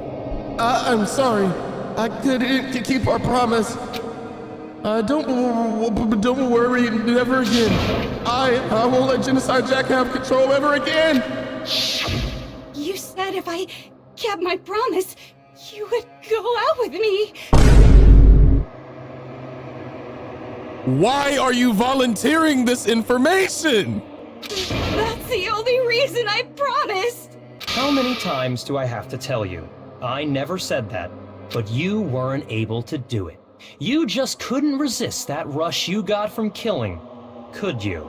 I tried. I swear I tried to control it, But your efforts were useless. What a disappointment. And this is what you'd want to like date?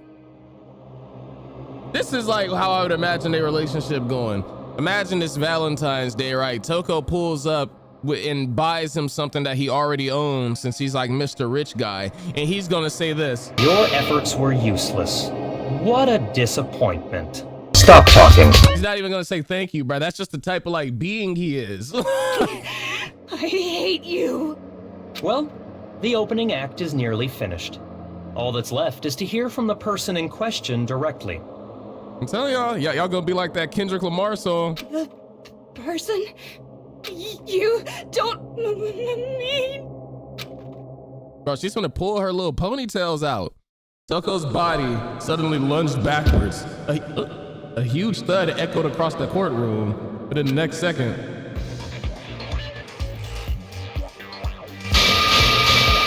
Well, hello there. Is it me you were hoping to see? Genocide Jill? What the heck? So you figured it out, huh? Well, whatever. What are you gonna do? You reptilian? What is with that tongue?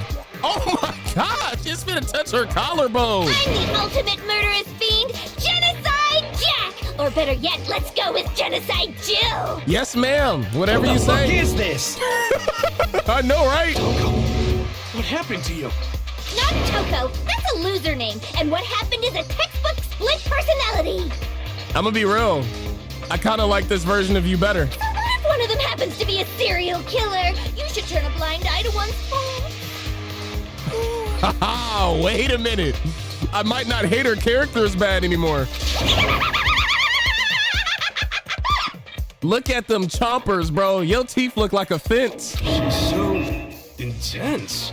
Like they say, sound in murderous mind, sound in murderous body.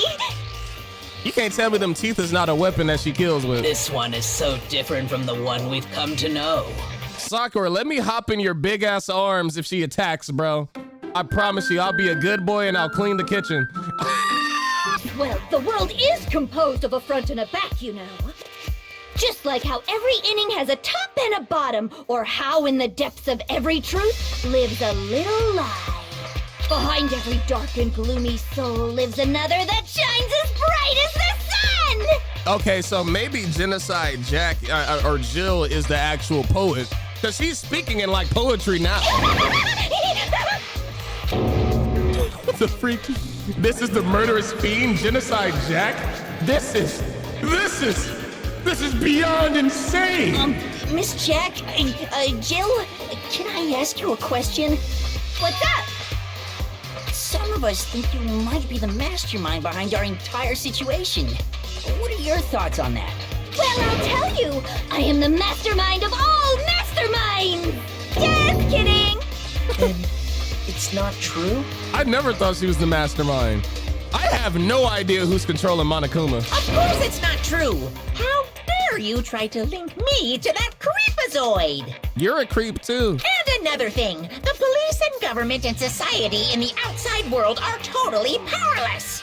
I mean, they just let this idiotic, bloodthirsty maniac go buck wild all over town. He has a point. Sure, I'm a bloodthirsty maniac, but life is pain, right? To live is to hurt other people. What? We need to eliminate her now. It's a necessary evil if you want to survive. The act of living itself causes pain for everyone. Huh? Just kidding again! This should be enough to convince you. This murderous fiend is responsible for Chihiro's death. Byakuya, you gonna get us all killed. There's clearly a motive, so there should be no doubt. No. Allow me to cut through those words. Remember what Monokuma told us? If someone didn't murder and graduate within 24 hours, an embarrassing memory or secret would be revealed. This is true. Well, let's assume that Toko's secret was about Genocide Jack. If a secret like that came to light, Toko's life would have undoubtedly been forever ruined. Look, Celeste can't believe this. She's like,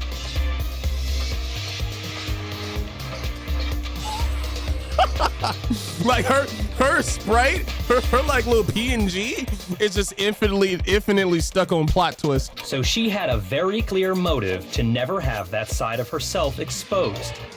Interesting. Very, very, very interesting. Watch out, that wasn't the secret. I'm sorry. As much as I hate to admit it, I'm not the culprit. Dang.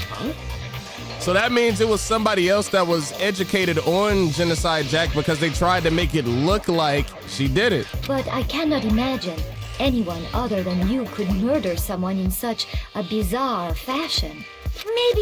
Maybe so, but nevertheless, it's the truth. Do you really expect any of us to believe you? Yeah. I could never believe a word you say, you monster. Maybe she's totally right about that. But something's still bothering me. What she said. I need to get some more details about all of this. Okay, what truth bullets am I working with?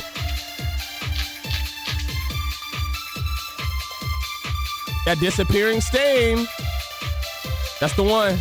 Sorry, but I didn't kill anyone.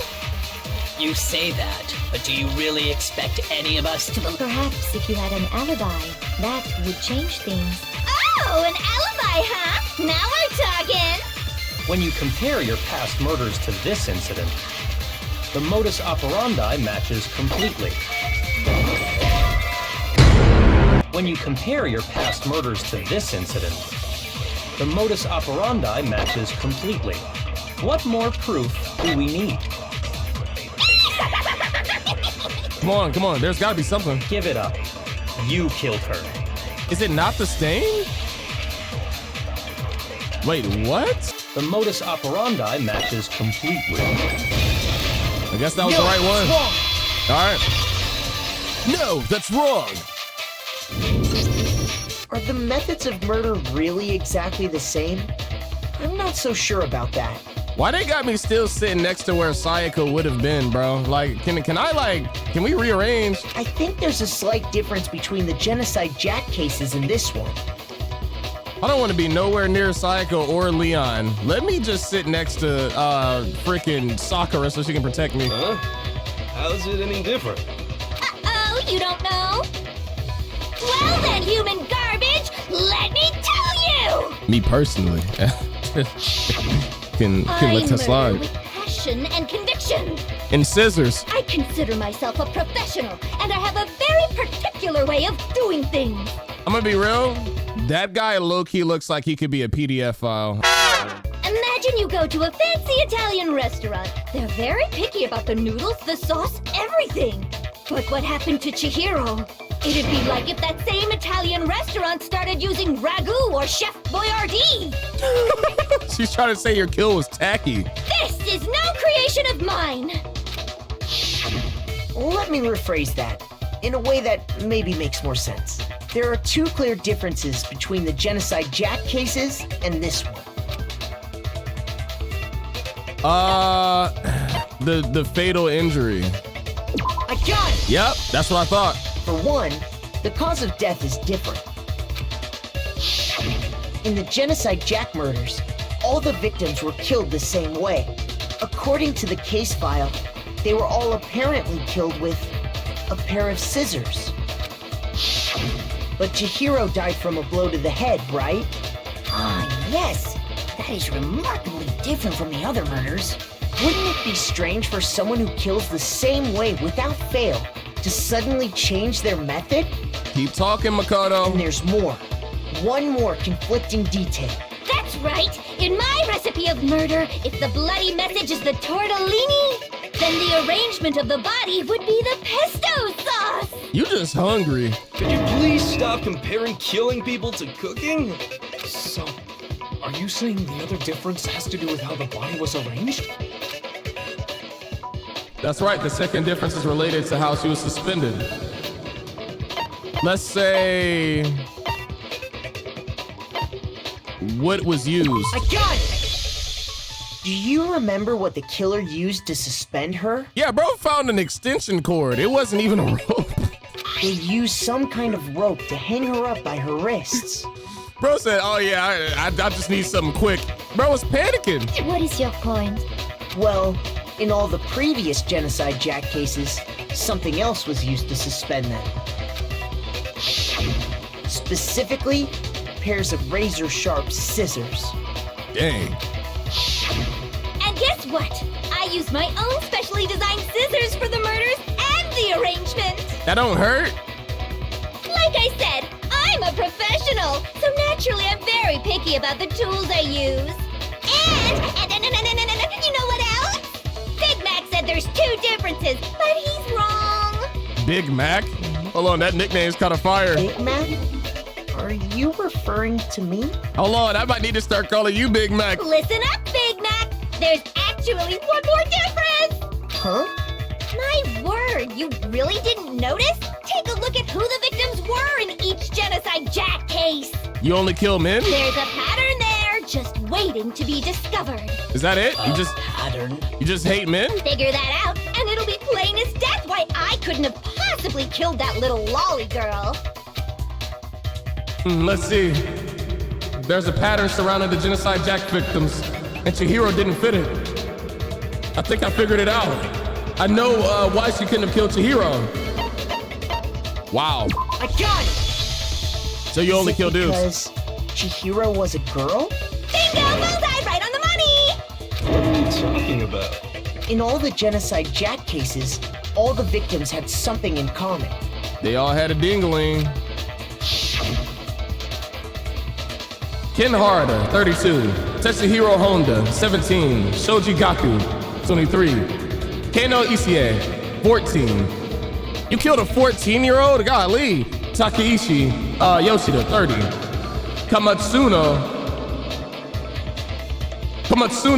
Tero, Takifumi Gono, Uchida Naohia, Tsukishi Masamune, Masamune. They were all guys? That's right! The people I kill with such passion and conviction are all adorable little men! I can't believe I said it! I'm so embarrassed! Sakura. Please. The hell is wrong with you? I can't help it! I'm just a full-throttle boy-on-boy fangirl, and the mopey side of me just hates it. You said boy on boy. But now I'm on the fast track to becoming a full-fledged fan madam! I told you, hey, Hifumi, look, that's your type right there, ain't it? So since Chihiro was a girl and not an adorable little man, you wouldn't kill her? Would an Italian chef suddenly start making ramen just because they're both noodles? Don't be stupid. I have too much passion and conviction to cross that line. That's the absolute reality of the one and only. We get it. You've clearly explained your hobby and your philosophy. But that's not all there is to it. It's a different matter entirely, when you're forced to kill in order to survive. Dang. Quiet, lowly cur! Lowly cur? Oh, he shook. Look at him. You got him sweating. I would never kill for a reason as petty as mere survival. And if by some fluke I did kill to survive, why would I bother with the message and arrangement? It'd make me the obvious suspect! That's real. That does make some amount of sense. Plus, whatever reason I have for killing, I would never leave out my prized scissors. Who would go out of their way to use a big, stupid, heavy dumbbell?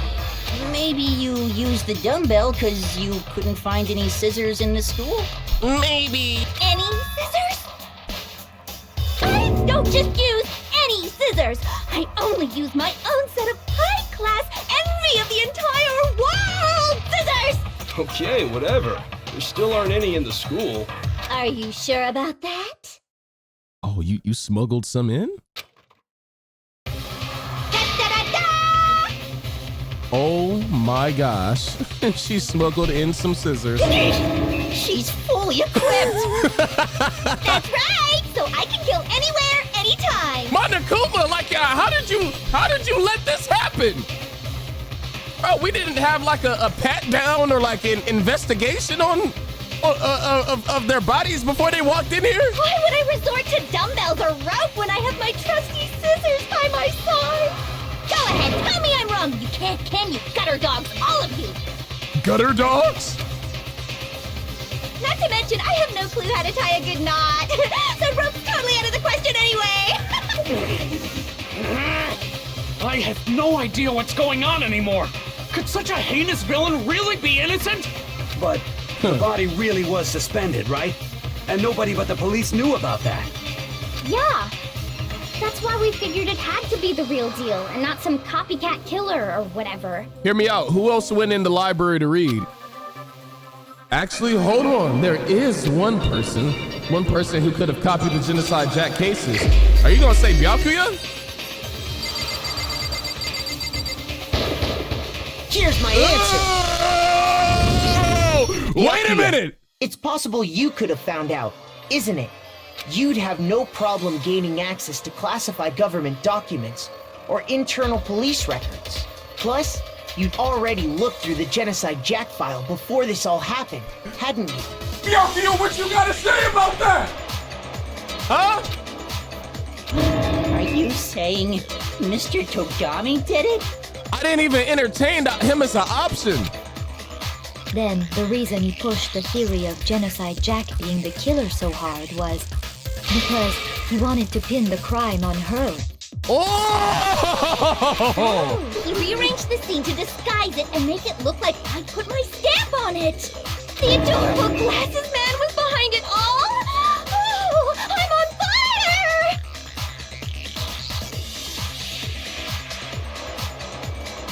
That's the POV of whoever her boyfriend is when they kiss her, bro.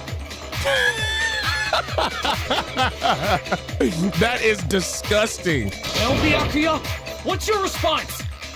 I see. So now the suspicion falls on me. Why are you so calm and calculated? Then I must ask, when would you say I began acting suspicious? Surely you must have an answer. Looking back and thinking about it now, the way you were acting right before we discovered the body was a little strange. Really? And the locker rooms? They're suspicious. Very suspicious indeed. Wouldn't you agree? Huh? Suspicious? It seems nobody searched the locker rooms. Let's start with the girls' locker room. You wanted to go to the girls' locker room right away, right? But since you're a guy... I should have naturally thought of the boys' locker room first. Is that what you want to say? The victim was Chihiro, a girl. Hence why I said we should check the girls' locker room. Nothing strange about that, I'd say. On the contrary, there's something very strange. Okay then, what's so strange about it? Go ahead, share with the rest of the class. There was a clear contradiction in what Byakuya just said. I need to make it clear to everyone. Oh Lord, a new element is added. Oof, we'll be right back.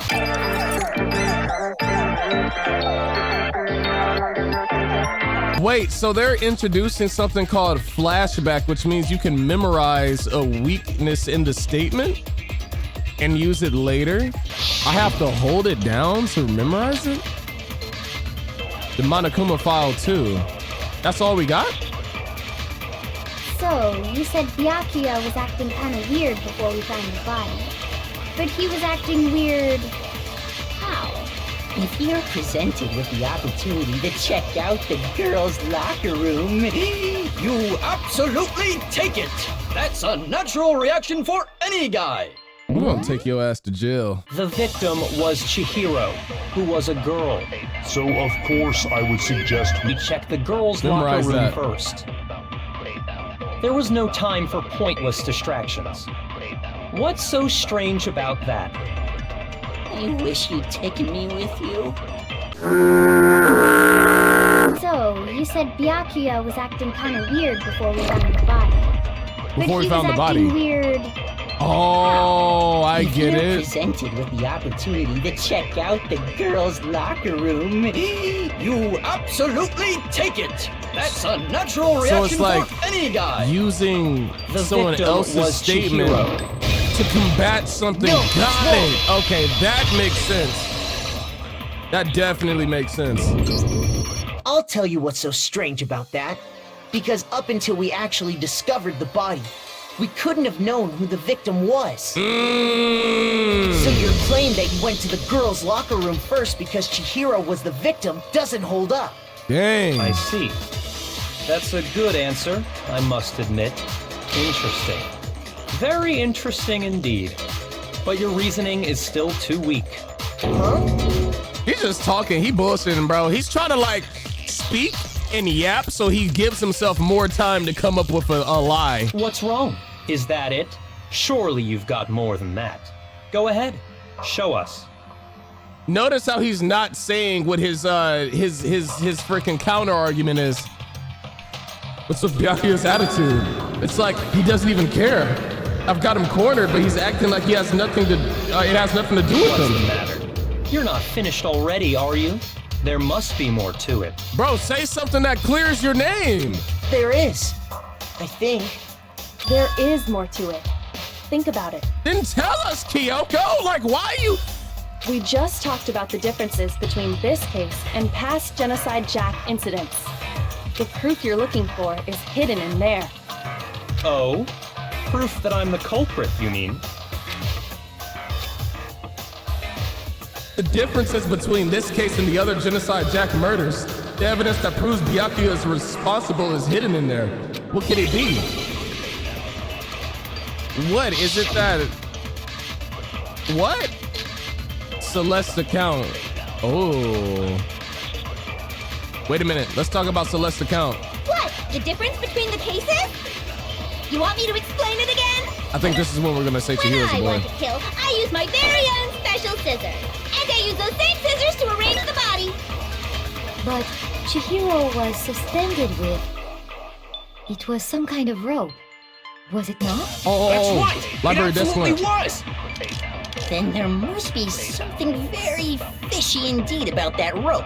Wait a Hey, minute, wait a minute. Byakuya, where'd you get it from, huh?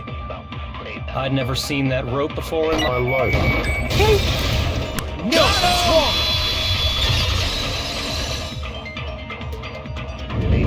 Come on. Actually, I'm pretty sure you have seen it before.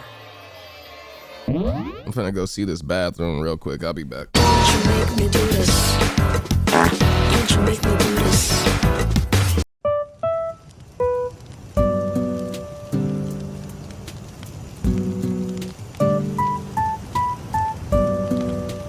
Yes, sir. Because you see, that rope, or should I say, that extension cord? Got him. What? An extension cord? Byakuya, you've used the extension cord in the library more than once, haven't you? And the same extension cord that was in the library all this time went missing after the murder. And there's no way someone who uses that extension cord as much as you do wouldn't discover that fact. And Byakuya must be the one who took the extension cord. I can't imagine any other possibility. Okay. That's really what you think? Then your conclusion is something like this? I killed Chihiro in the girls' locker room, then hung her up and wrote that bloody message. I intentionally made it look like Genocide Jack was behind it. Byakuya, you're not defending yourself. You're telling us what we're telling you. Say something that clears your name. Why are you acting as if you just don't care that you die in this murderous game that Monokuma didn't set up? Is that about right? Like he's pressing us without even refuting our evidence. He's doing it again. He's totally calm, totally unconcerned. He's a nonchalant dreadhead. He's totally unbothered. He's performative. Oh my gosh, bro. And as if he's not involved. Wait, not even What's involved. wrong? I asked you if you think that's what happened. I can't even imagine Byakuya as a parent, bro. You gonna come home from school and walk in the door and just see this shit. Hell yes, that's what happened. So that's it, right? Byakuya's the killer. I don't disagree with not disagreeing. What the f does that mean? He kept calling this a game, right? So he'd be totally willing to do something like this to win. Sorry, but could we hold on just a second? I think we need to talk about this a little more. Huh? Do we really need to? We've already decided who did it. I'm not totally sold yet. I know, but still. Let's just yap it out some more. There's something that's still bothering me. Is that right? And what, pray tell, is still bothering you? Holy shit, he is like the best talker with saying nothing at all. Like, he is so good at just melting the clock. I killed her in the girls' locker room, then disguised my crime. Specifically, I dressed it up to make it look like it was the work of a homicidal psychopath. What about all that bothers you? Wait! What was that just now? Something's not right. Byakuya's remarks just now, there's something there that concerns me.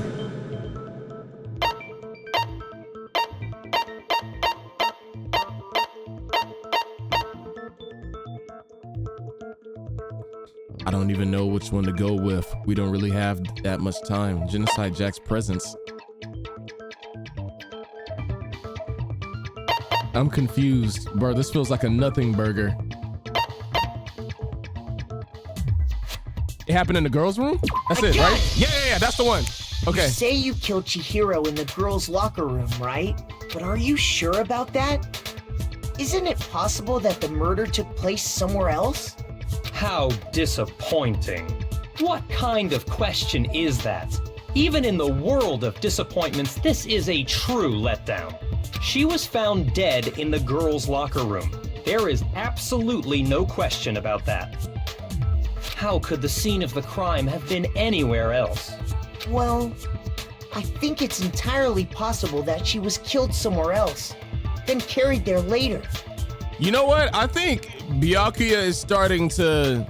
He's just in his feelings. He's like having a little toddler crash out right now. He's like, oh no, I was wrong and I look stupid. Let me try to look cool and act like I don't care now, even though it's eating me up on the inside because my ego is so fragile. Along with the rest of the murder scene. The rest of the murder scene? Look at him. That was awfully specific. Please tell me you have a reason for saying all of that. I believe I do. Hey, Byakuya, did I just take you off guard? When the story suddenly moved to the crime scene, Byakuya, who'd been so confident up till now, maybe Byakuya never even realized that the actual scene of the crime could have been somewhere else. Don't just move on without permission! What do you mean she was killed somewhere else? Come on, Makoto. If there's any chance the murder took place somewhere else, let's see the proof. Let's talk about it. Evidence that shows the murder took place somewhere else. It's getting good! All right, I need to just focus on those things that I got switched. Boom, bam, bop, pow, skitty boop, beep, bop, boom, pow. Wait, no. Wait a minute. 2 locker room posters. I got it! The proof that she was killed somewhere else is the poster that's hanging in each locker room. Your proof is some posters? Oh, Byakuya, you ain't ready? She love when I go, whoa, you ain't ready for this? The poster in the girls' locker room was a picture of a big-boobed supermodel. But don't you think that's kind of strange? Yeah, that's fine shit, bro. Why would the girls' locker room have a poster like that? I bet those massive jugs of hers were totally fake! What does that have to do with anything? Golly. Meanwhile, the boys' locker room had a poster of the super popular boy band Tornado. Again, that doesn't really seem to belong in a boys' locker room. So you're saying that maybe the posters were switched? I mean, like, to be fair, though, you don't know what people are listening to. I get where you're going with this, but I listen to some songs that's like you wouldn't expect at all. That when I talk to you, Cupid was right through it.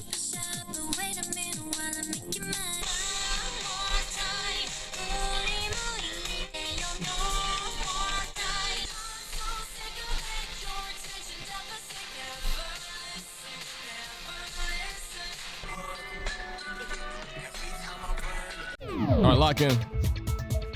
But I understand what they're saying. Like, most guys ain't finna listen to that. And there's one other thing I noticed about the locker rooms. You know what I'm talking about, right, Sakura? Turn me up. You're referring to my protein coffee, aren't you? Uh-huh, you know it. Protein coffee? While I was in the girls' locker room earlier, I spilled some protein coffee on the carpet. but I noticed that after the murder, the stain had been totally scrubbed away. Yep. No, it's not that the stain was scrubbed away. It was moved. Let's get into it. I can't wait to see Byakuya's face when I pull out this evidence. I got it!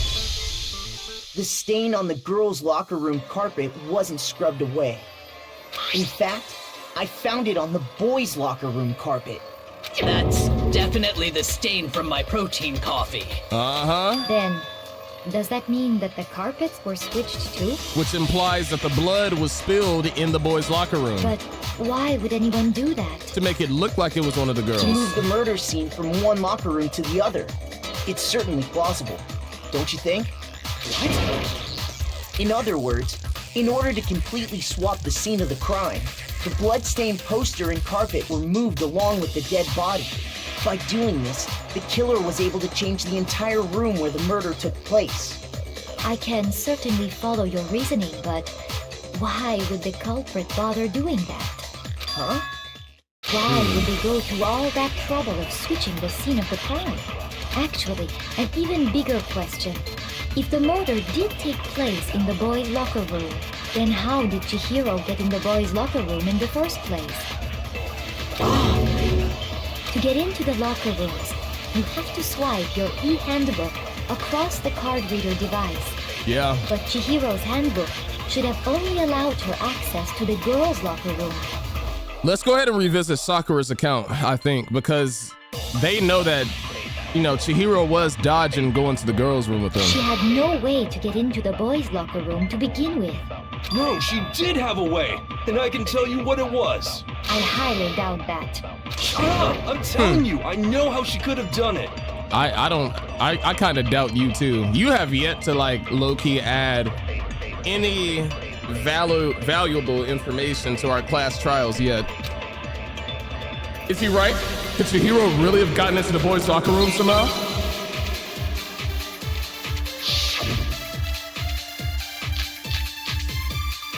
Broken e-handbook? Is it really possible? Could Chihiro really have gotten into the boys' locker room somehow? Ah! I got it! What? She must have hacked her e-handbook! Is that it? I got it! She must have hacked her e-handbook! She was the ultimate programmer, after all. I'm sure that would have been no problem for her. No, I don't think that's it. She used the thing that was in the main hall. Huh? What thing? I'm talking about Leon's handbook, of course. It was broken. She had talking about Leon's handbook. No, that's wrong.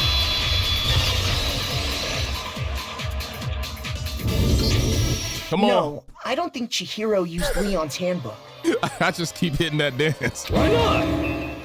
Because Leon's handbook was broken. Oh.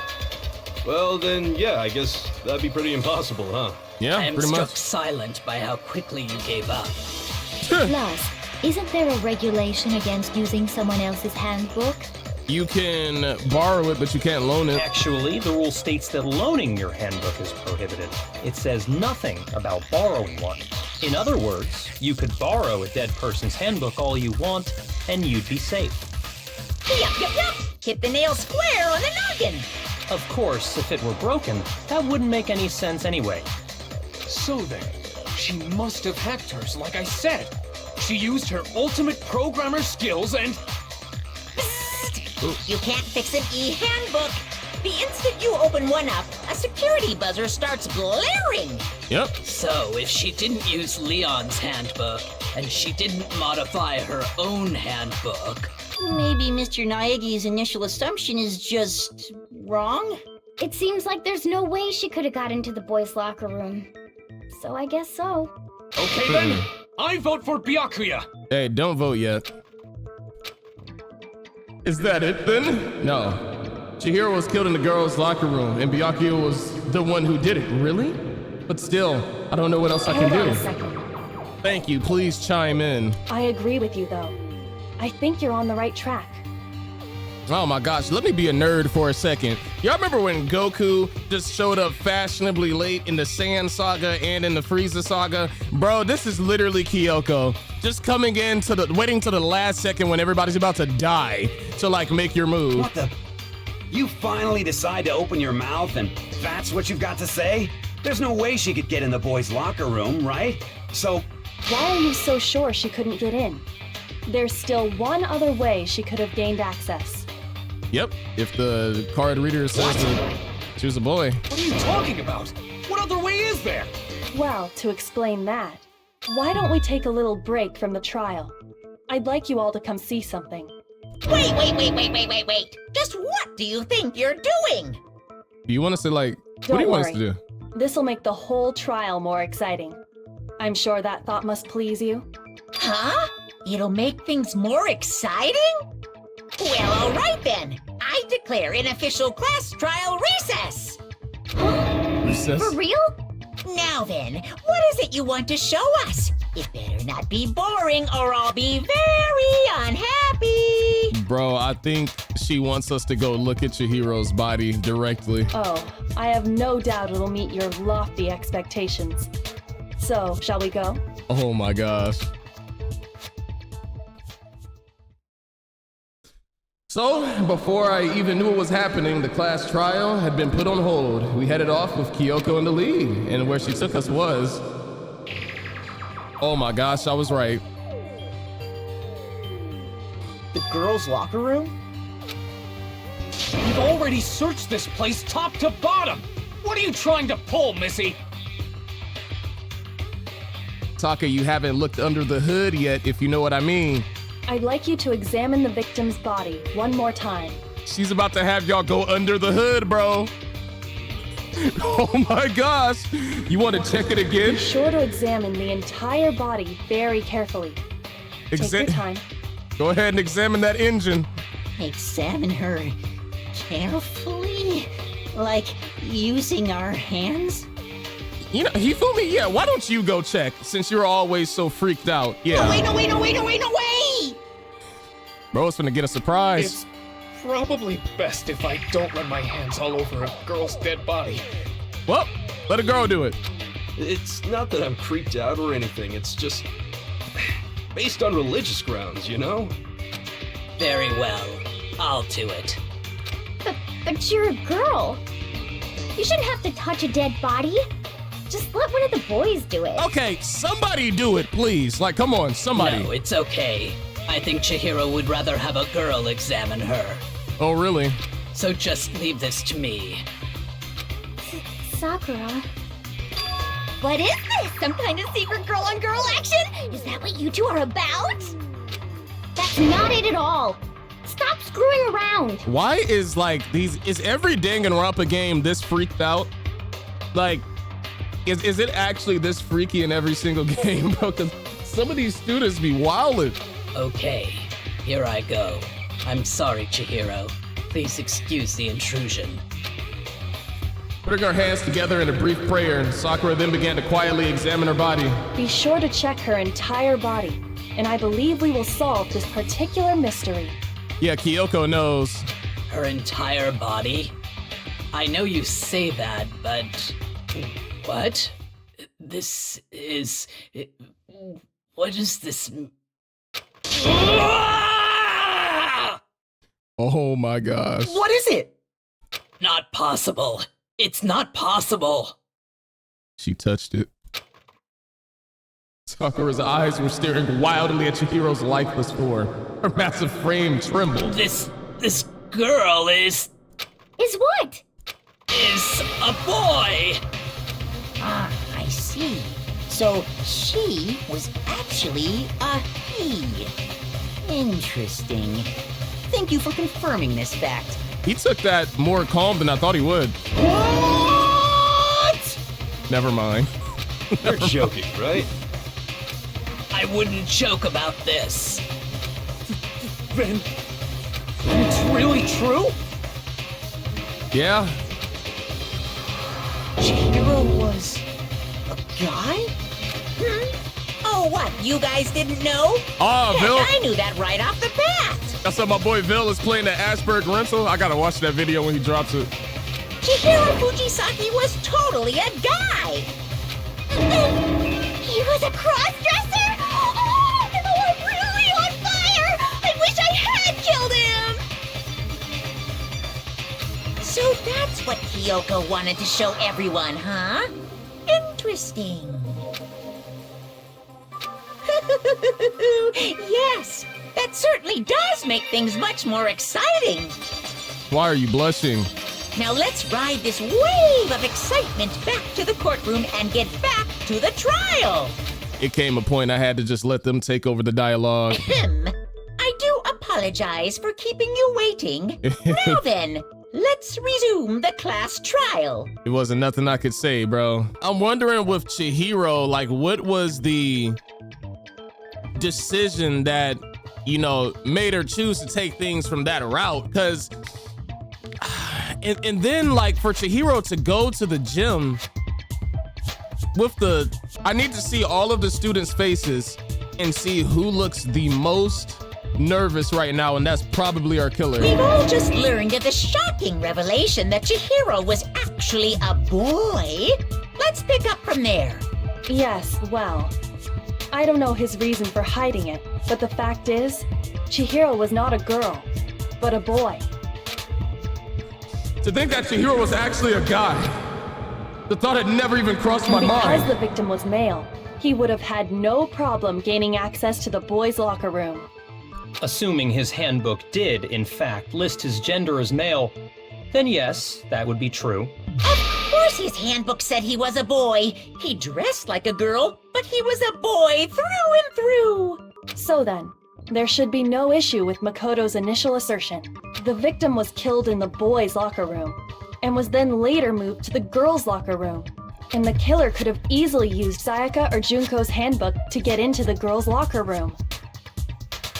Okay. So Chihiro really was killed in the boys' locker room? Yep. I still don't understand the motive for moving the body, but yes, that does seem plausible.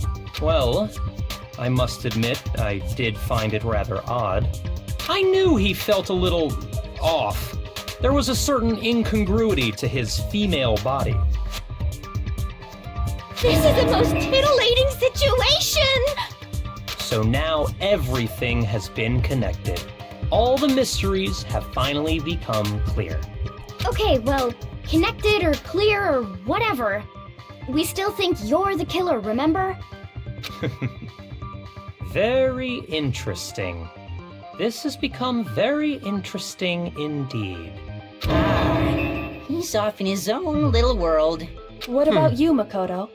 After everything we've learned, do you still think Byakuya's the killer? Let's figure out who Chihiro was really hanging around. Well, without a doubt, Byakuya is the one that made Chihiro's death look like Genocide Jack did it. But I think he might not actually be the killer after all. What? But aren't you the one who accused him in the first place? He just seems to be too easygoing about all this. Like he's enjoying us solving the mystery. The way he's acting, it makes it seem like it doesn't have anything to do with him. And you think that might be because it doesn't have anything to do with him? Well, let's unpack it. Plus, the evidence he left behind was a little too... how can I put it? Overt. He consciously chose to use the extension cord, knowing it could connect him to the murder. Wait, so you're implying... Oh! I get what you're saying. You're saying that... Oh my gosh. Are you implying that Byakuya saw the body and then like made it look like a Genocide Jack crime scene in order to win the killing game? But wouldn't that get you all killed, including him? No, I don't think that's what they're saying. But he consciously chose to use the extension cord knowing that it would connect him to the murder. No, I don't think he had his hand in that. At least, that's how I see it. And Byakuya, when you found out the murder took place in the boys' locker room, it seemed to rattle you. And then again, when you found out Chihiro was actually a guy, if you really were the killer, that stuff wouldn't have had any effect on you. So that's your thinking, huh? Well, it bothers me that you don't have more concrete reasons, but... Give me some. It's fine. I guess I'll mark it as correct for the time being. Mark it as correct? He's right. I am not the culprit. I just happened to come across the corpse in the girls' locker room and decided to alter it. So he did alter it. Why though? You know that would get us all killed, you dumb ass. Are you fucking with us right now? No, I am not effing with you right now. I'm telling you the truth. No, I am not effing with you right now. That's going in the Hall of Fame clips. That's definitely going in the Hall of Fame clips. Right along with, what's his name? Warren, Lee, Gwen, and now Byakuya. That's like Hall of Fame playthrough clips. I will be using that. Well, I find it very hard to believe. Go ahead. Find it very hard to believe. You're free to be executed along with the rest of us. No, I am not effing with you right now. If you're really telling the truth, then why? Why do you do that to his body? My reasons hardly matter right now. Uncovering the culprit is much more important, wouldn't you say? Now then, if it wasn't me, who was it? Well, I don't think I can say for sure without talking about it a little more.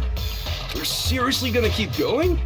We're all good, aren't we? I thought it was clear Byakuya did it. He just, bro, get on the sidelines and be quiet. No, I'm with Makoto. If there's any doubt whatsoever, we need to explore every possibility. You over here trying to speed run a class trial, bro. Like, just play with your standing freeform dreads or something. Because if we're wrong, we all die here. Right? Which is another thing. It makes no sense for Byakuya to have tampered with the body. That's true. Very well then. I'm with you too. Bro is gonna throw his own life away and be like, oh yeah, guys, he's gonna be like, yeah, it was Genocide Jack. I got it right. But I'm gonna die with all of you too. Whoa! Damn straight. Count me in. Do you not have a mind of your own? He might not. Of course I do. What am I, an ant or something? Anyway, let's discuss this all as a group one more time. We still have time to make our decision. That's very true. Our lives are all on the line.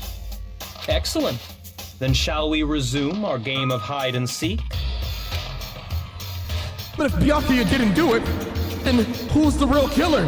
Who murdered Chihiro? There's one thing we can be sure that we know about the killer. It's a guy. I got it! Since the crime scene was the boys' locker room, you would need a boys' handbook to get in. Since Leon's handbook is apparently broken, the killer would have had to use their own. In other words, it had to have been a guy. But that's still not enough. It's not enough! I need to find some more clues. Okay. All right, talk to me. Who in here actually works out? Taka and Mondo. Library desk lamp, disappearing stain, Celeste account, okay. Isn't there a single clue that might lead us to who did it? Well, clues are one thing, but did nobody get a look at the killer? I'm sure if someone saw the killer, they would have said something by now. True. Perhaps someone saw the victim at some point. Celeste. Even that might be enough for now.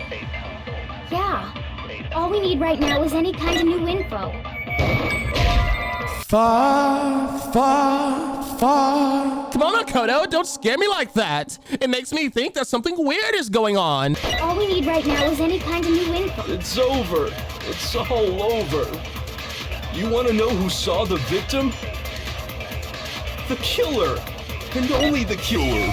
No. No, that's wrong. Not only the killer.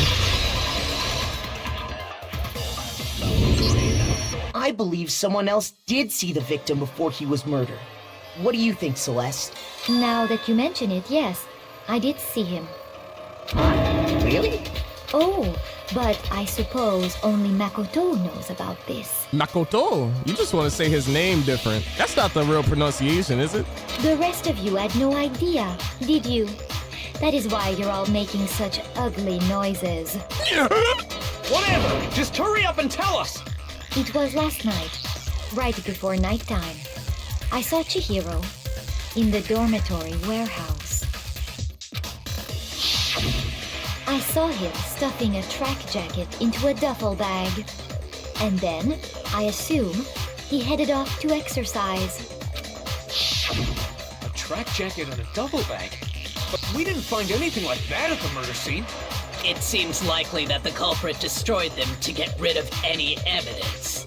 And that is when he said something that struck me as rather odd. Well, I better get going. I'm kind of in a hurry. Chihiro told me he was in a hurry. But why would he be in a hurry? Only if someone were waiting for him, I should think. Oh, so it was a guy that was gonna meet up with him. So, Mr. Fujisaki was on his way to meet with someone, and then they were going to work out together? But Hina and I had invited him to exercise with us plenty of times, and he always declined. Probably because he was afraid you'd find out the secret he was hiding, right? Which means that conversely, he must have trusted whoever he was meeting with very much, enough so that he was willing to risk his secret being revealed. What a marvelous friendship! The point is, Whoever he met up with is the culprit, right? So we just gotta figure out who it was. But knowing what we know, I can't even guess. No, you already have what you need to make the connection. Really? Huh? You know who the killer is. Seriously? Who is it? Who's the killer? It's probably you. Since you seem so nervous. Taka and Mondo, what did I tell you? Think back to the track jacket and duffel bag the killer disposed of. Focus on the details of these items, and it should become obvious who was waiting for him. are you sure about that? You really think we can figure out who did it based on 2 pieces of evidence that we don't have? What? You want to track down some fingerprints or something? Even if we had the equipment for that, we wouldn't know how to use it. As was noted, the evidence is already gone. There's nothing to get fingerprints from. Maybe, but we can make certain inferences if we just take the time to talk it out. Easy for you to say, but fine. Celeste, did you notice anything special about the bag or jacket? The bag was just a normal duffel bag from the warehouse. All the bags in there are the same, so I can't imagine what would make that one special. Well, if I remember right, there was a decent variety of tracksuits to choose from. Do you think there might be some connection between the culprit and Chihiro's jacket? Perhaps. Let's explore that and talk a bit more about the jacket he took. Does Chihiro's track jacket really hold some clue about the killer? Somehow, it's really hard to believe.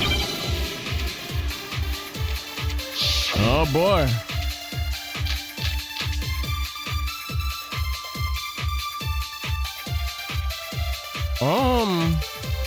First of all, we know where Chihiro was heading.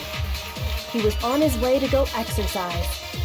So next we have to ask, why did he choose the specific tracksuit that he did? What do you mean, the specific tracksuit? Right? I got it!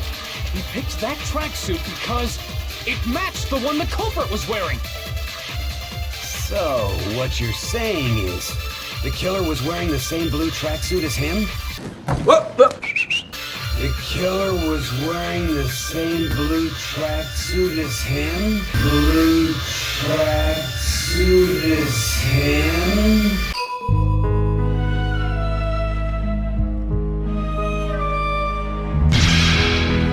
So, what you're saying is, the killer was wearing the same blue tracksuit as him? My tracksuit is black. I don't know what to do. The hell are you talking about? Just shut up, you little bitch.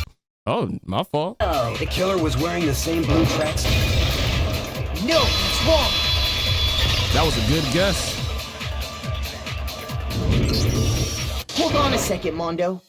What did you just say? Because I was not sure. Huh? What'd I say? The same blue oh, wait. The same blue tracksuit. He revealed that he knew the color of Chihiro's tracksuit.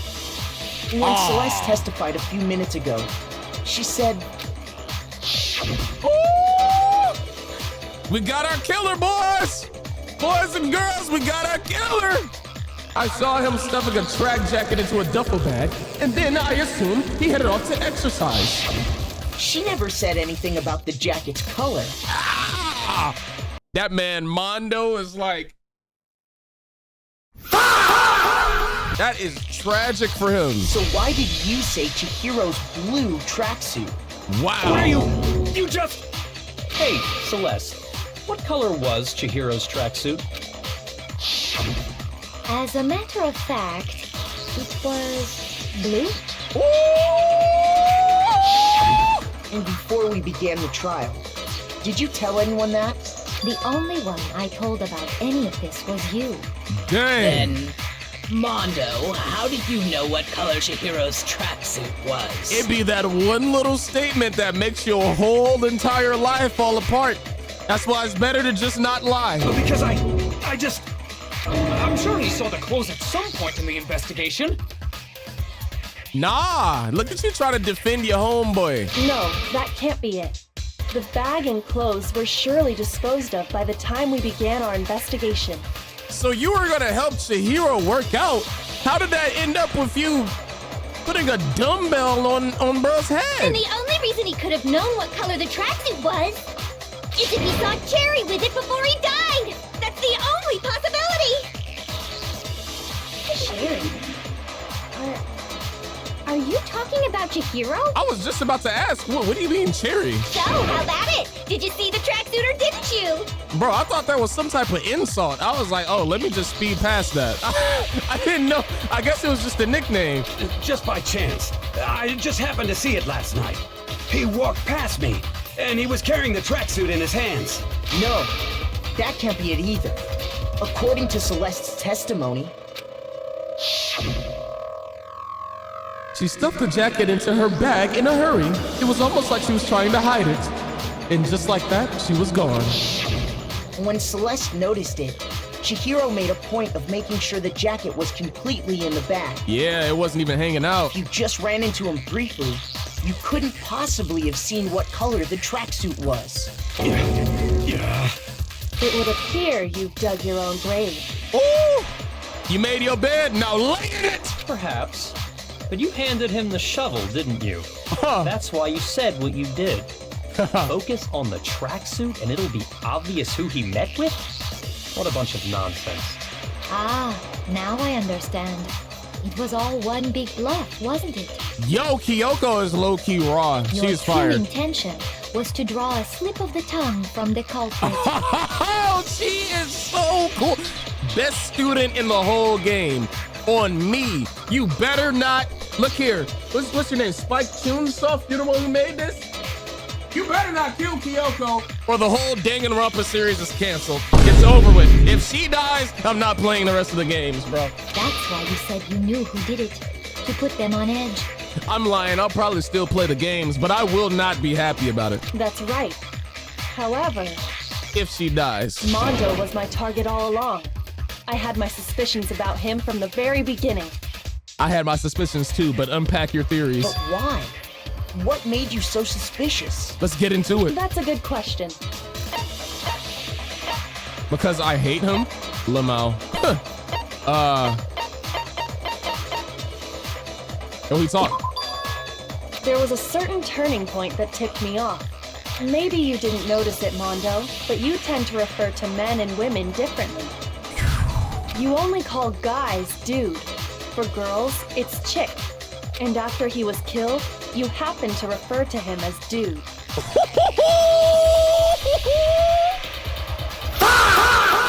Oh! Once I picked up on that, it occurred to me that Mondo knew something we didn't.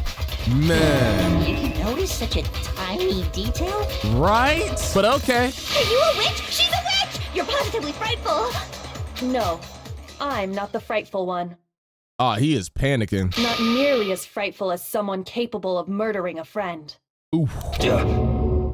Mondo, was it really you?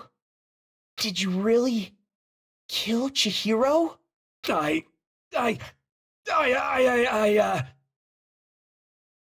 didn't kill anyone! You've been all over me, judging everything I say, putting words in my mouth. What gives you the right to treat me like a goddamn criminal? Wait, aren't you literally a criminal? Yeah! He would never do something like that! This is a false accusation! It's true. My reasoning on that is pretty shaky. That was fast. Well, this does present us with a problem. It seems we are all out of leads. My time has nearly come. Where did that voice come from? That's what my little ghost friend is telling me. Oh yeah, that reminds me. Hifumi, weren't you telling me you'd found some evidence? I forgot all about that. Talk to me. Really? What kind of evidence? Actually, now that I'm thinking about it here calmly, it might not be all that relevant.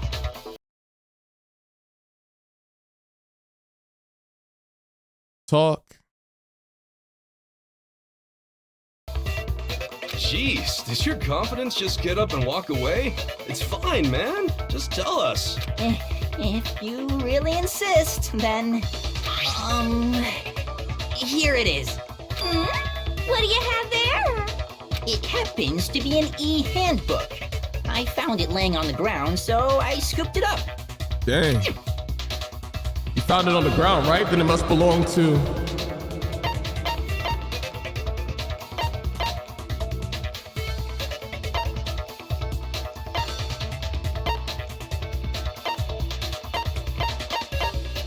Chihiro? Okay, nice. We know Chihiro's handbook was missing from the scene of the crime, right? Yeah. For a fact. For a fact indeed. I was totally sure I'd found it. Then it must hold some clue about the culprit, right? Well, that's what I was hoping. But it's busted. It won't even turn on. You wanted to... Hey, look.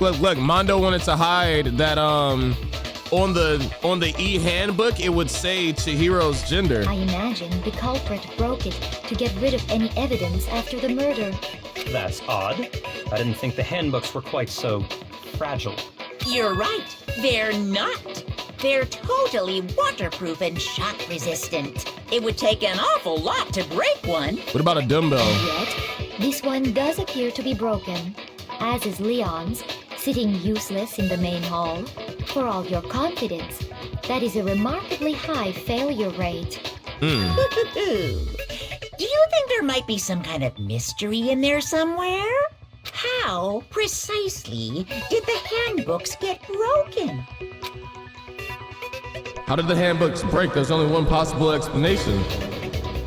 Hitting the weak point. I got it! Monokuma did mention. You told us before that the handbook has one weak point, didn't you? Yeah! You remember that? Sure, maybe I let that slip, but I never told anyone what the weak point actually was. But if the handbook is supposed to never break, and two of them broke in quick succession, then we can only assume that someone's figured out its weakness. You know what the weakness is, right, Monokuma? So, what is it? You're asking me? I think it's a necessary piece of information if you want this to be a fair trial. But if I tell you, and someone else decides to copy it, that would be very not good. Okay. Just tell us already. Why would we want to break our own handbooks? Yeah. Oh well, I have a weakness for pushy demands. Like getting dominated? You're sure you won't follow their example? Then allow me to make a special announcement. The weak point of my cutting-edge e-handbook is... when it's exposed to high temperatures for too long, it will suffer a meltdown and totally break! I flippin' knew it! You knew it? Yeah, because I found the handbook laying on the floor of the sauna. Oh! The temperature in the sauna can reach over 200 degrees. Strange how you don't get burnt, huh? Wow. It's because as your sweat evaporates, it creates a cooling layer of air around your skin.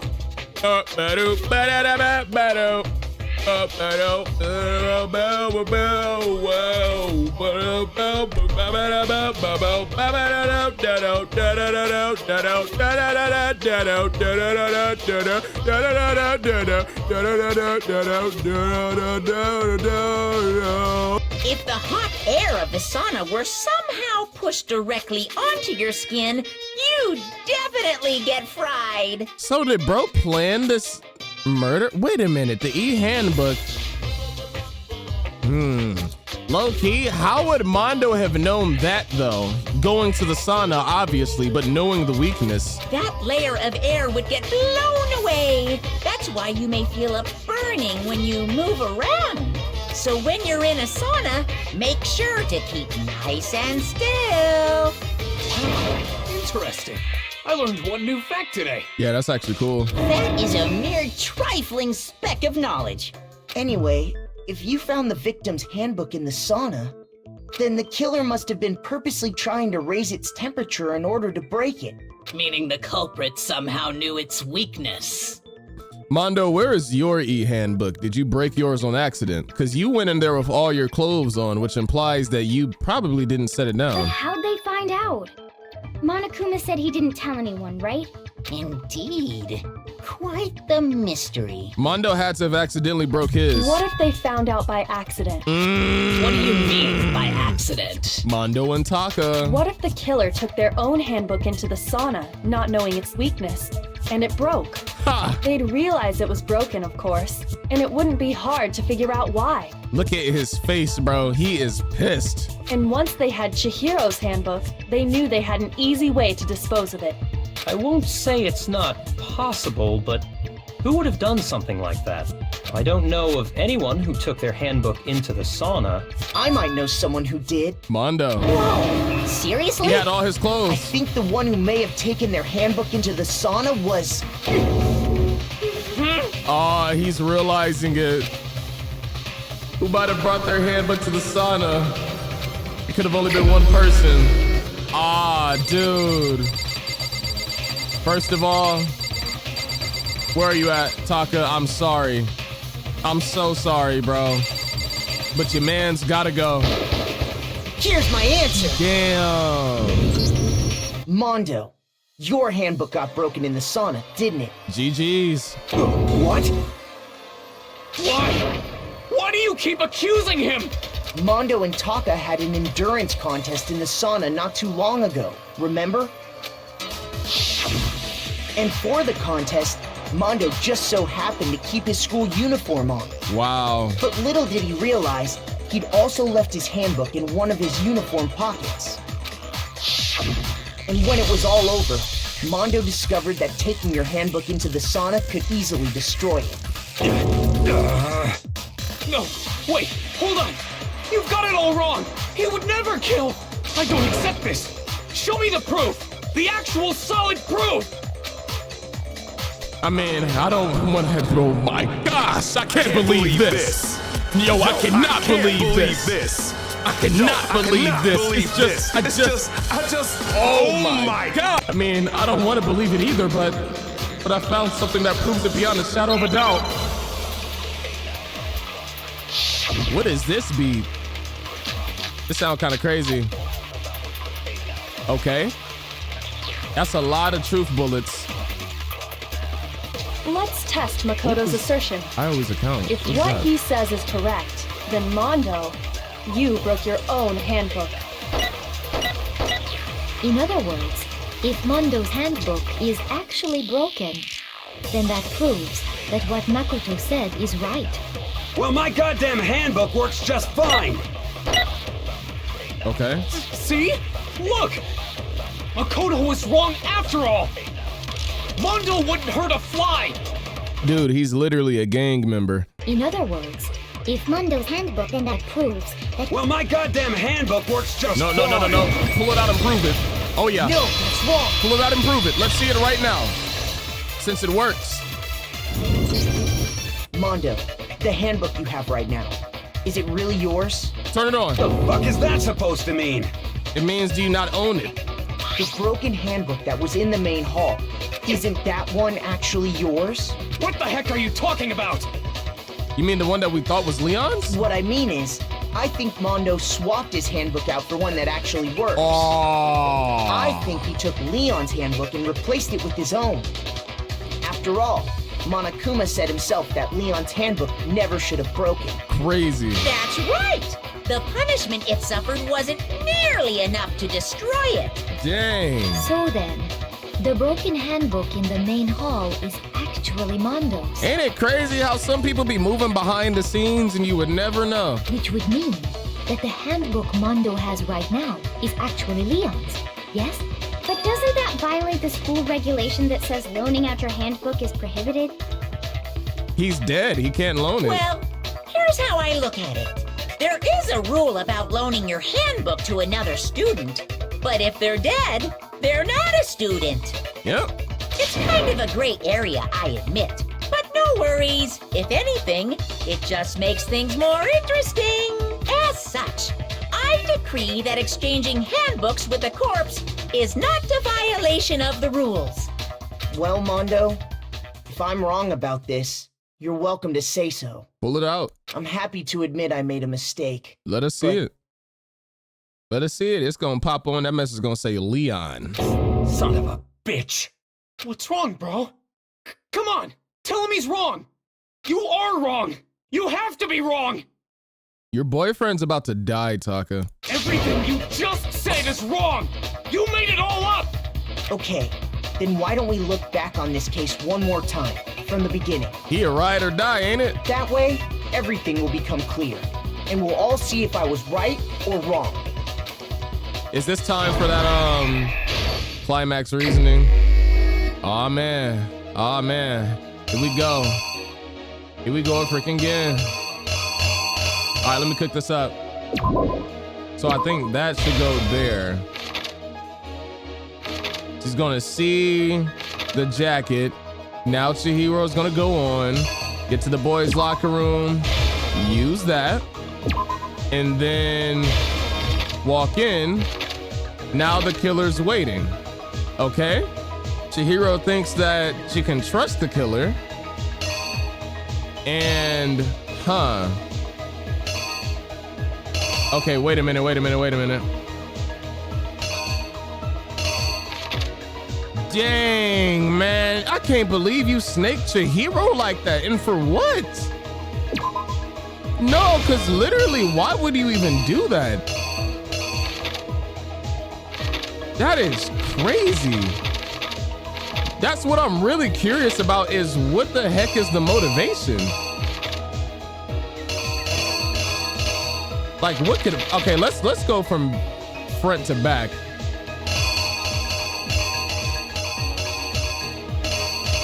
But no, Chihiro was so nice. Like, it makes no sense. And then here we go, like, with, what's his name? Frickin' Byakuya's weird ass come in here trying to play with the body. Oh, I'm gonna make it look like I'm Genocide Jack did it because I'm so edgy and cool and smart and yeah, man. Like, he was about to get us all killed for a prank? Nigga, what the hell is wrong with you? So then you string her on up there. The poster is already in place here. Okay, so you roll up the rug. And you also remove the poster. Wait, what? Okay, I think this is when the weight was picked up. What a menace. Okay, so that's the killer opening that door. So you open it up. Yeah, the killer's using the card now to get in. Got you. Okay, this is the scene from the sauna. This is where, yeah, you walked in and then you threw the handbook down. Reenact. Hold on, wait a minute. Is that the magic ball? Bro, this is the whole wrong scene. What are we talking about? All right, so then move forward. Byakuya's weird ass. This makes me look at your character as like an idiot now at this point. Here's exactly what happened. This dude. First, let's take a look back to before the incident. Nah, cause you know how he was talking and he was in there reading books, speaking on stuff, talking about this is a killing game and I have to win. Hey, you almost threw the game, kid. Like, what is wrong with you? Last night, Celeste saw Chihiro in the warehouse, correct? At the time, she was apparently stuffing something into a duffel bag.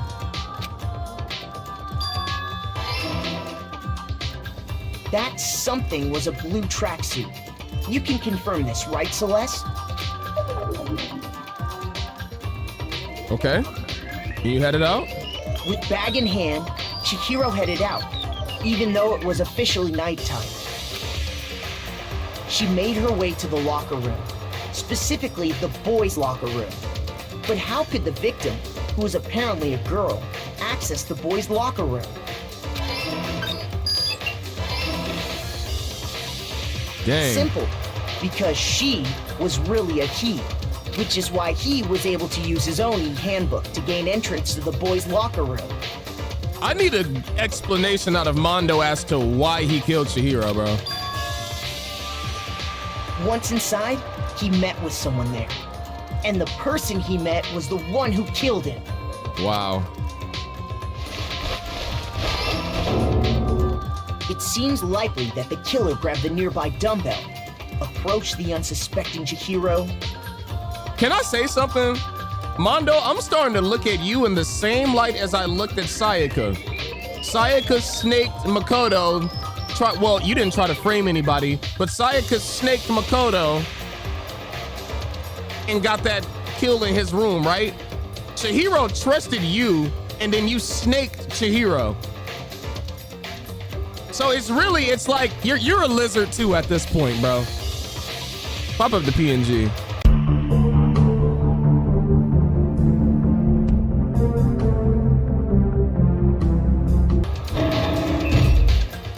And attacked him. But what did I say? As soon as I saw that dumbbell, I'm like, yeah, somebody strong picked that up. That's not a light dumbbell. Oh, shoot. All right, let's run that back. You! Please be right. And attacked him. Cool. And that's where the bloodstains on the poster and carpeting in the boys' locker room came from. Dang. It was likely in the heat of the moment. The body was arranged, but the murder itself felt unplanned. It wasn't planned? Which is why the killer hurried to try and hide the act. First, pulling up the bloodstained carpet. Then, removing the bloody poster. Dang it. Okay, hold on, let's fix that up. Is that the one? Is you! Are we good? Which is why the killer hurried to try and hide the act. First, pulling up the bloodstained carpet. Then, removing the bloody poster. Good. To the girls' room. And finally carrying the corpse into the girls' locker room. A girl's handbook was necessary to get into the locker room, of course. But this alone doesn't prove that the killer was necessarily a girl. After all, Sayaka and Junko's handbooks had been placed in the main hall. True, and that's probably when bro swapped out his handbook for Leon's. Using one of those, a boy could get into the girls' locker room without much problem. Yep. And that's exactly how the killer did it. With the carpet and the poster they brought with them, they got to work. They changed the layout of the boys' and girls' locker room in what you might call a crime scene switch. Dang. That could have been the end of things, but no. It's like, what? Go to sleep. Like, what are you even doing up right now? Byakuya discovered the body and decided to intervene in the situation. making things even more complicated.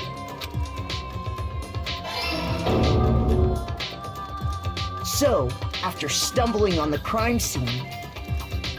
Yeah, and how does it make you feel for Genocide Jack or Jill herself to say that your crime scene imitation was tacky? He went and grabbed the extension cord from the library, and then he got to work. He used the cord to string up Chihiro's lifeless body. All this just because Chihiro wanted to get stronger, man.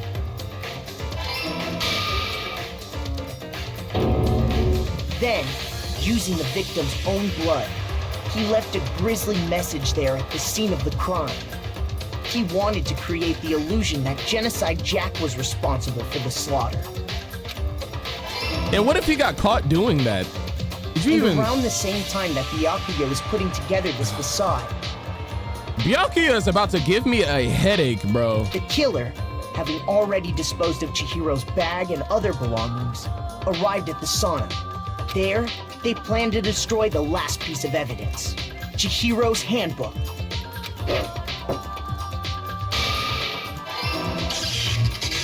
And just as the killer expected, the steamy sauna was enough to ruin the electronic gadget. Somehow, the killer knew that the handbook couldn't stand up to the heat of the sauna. And the reason they knew that is because the sauna had already wrecked their own handbook. And that's how it all played out. Damn. Isn't that right, Mondo Orada? You know, it's crazy. We ain't finna see this dang chicken tender on his head no more, bruh. That's tough. I enjoyed roasting his shit every episode. Dang, man. Wait. No. This can't be right.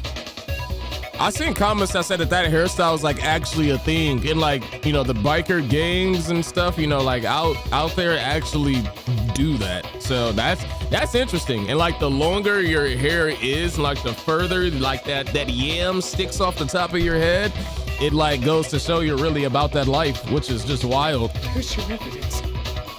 Yeah, where's your evidence? You need evidence. You need proof. Without any proof, you can't pin any of this on him! I just went over the proof for the last 10 minutes, Taka. Evidence that Mondo is the killer that already revealed itself early in the trial.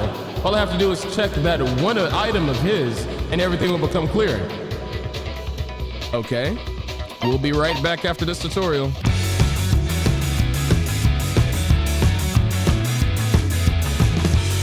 Okay, so Fever Time, I can up the tempo of like the little rhythm game mini game, and Nega Time is like the killer can do the same thing, which is gonna make stuff disappear for me, making it harder to like win. Wow. Moment of truth. Here we go. Show me some evidence. You're wrong. I won't listen. I refute you. False. Show me some evidence. I won't listen. I'm going for a combo. I refuse to vote. Show me some evidence. You're wrong. I won't listen. Oh, I still got him. I refute you. False. Brian his. I don't even need to see it. Show me some evidence. Tempo down.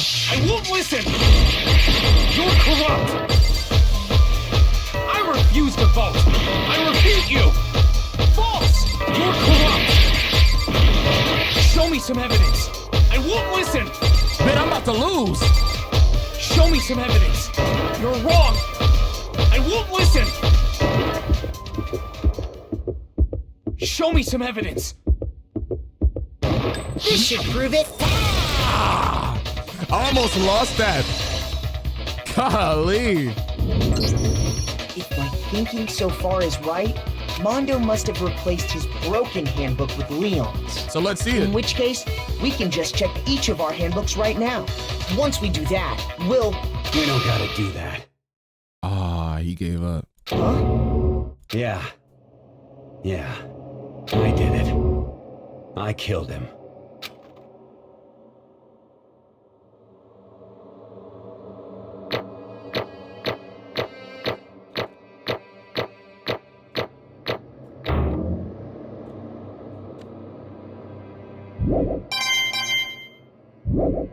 Bro said, I give up.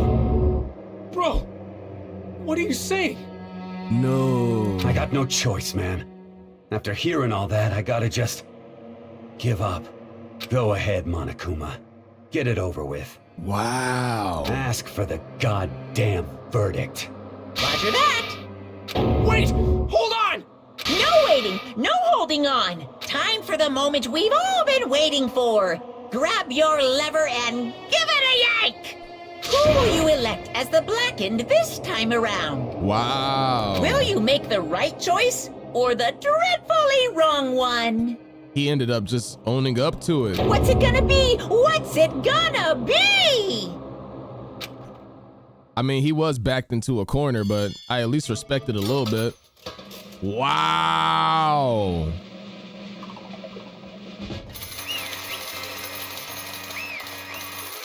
That's crazy, bruh. Mr. Breadstick hair is going away. What? Uh-oh. This time it looks like you got it right again. Yes, it is so. The Blackened that killed Chihiro Fujisaki was Mondo Oda.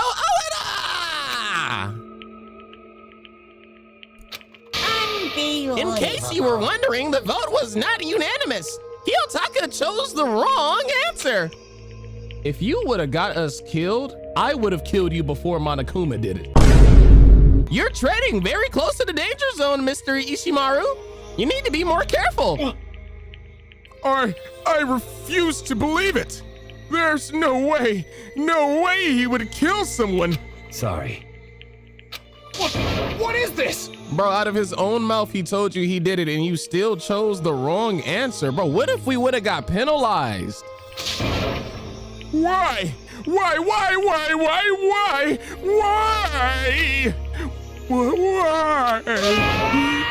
did you do it? Now then. Well, it looks like Mondo's taking a vow of silence, so allow me to explain on his behalf. Actually, the story of the murder this time is the sad story of two men. Oh, but for anyone who doesn't really want to hear it, you can hit the control key to fast forward the text. Nah, I need this plot. Anyway, there was once a young boy, and his name was Chihiro Fujisaki. He had an extreme inferiority complex regarding his own lack of strength. You're so weak, even though you're a boy. He'd heard things like that as long as he could remember, and he couldn't overcome his weakness. On the contrary, he tried to hide and buried himself further and further into that weakness, to take on the fragile form of a petite young girl. He had chosen that as his way out. Instead of hitting the gym? Wait. So, I thought, so from the sound of this, Chihiro didn't even necessarily like want to be a girl. Chihiro just wanted a excuse/reason to be weak, I guess. So that was the route that bro took. That's interesting. Well, first of all, not even all girls are weak, bro. Like we got some muscle mommies out here. What you talking about? You have seen Rhea Ripley? Now nobody will be able to say anything about even though you're a boy. But no matter how tightly he wrapped himself up into that shell, the inferiority complex had already taken root deep inside him and was not so easily weeded out. As it turned out, the shell was completely empty. The complex didn't disappear. Instead, it only grew stronger and stronger. I'm weak. Weak.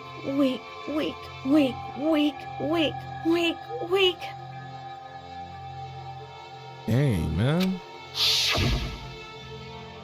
Once the killing game had begun here at the school, he had no choice but to accept this fact. After all, this world is survival of the fittest. If you're not strong, you don't survive.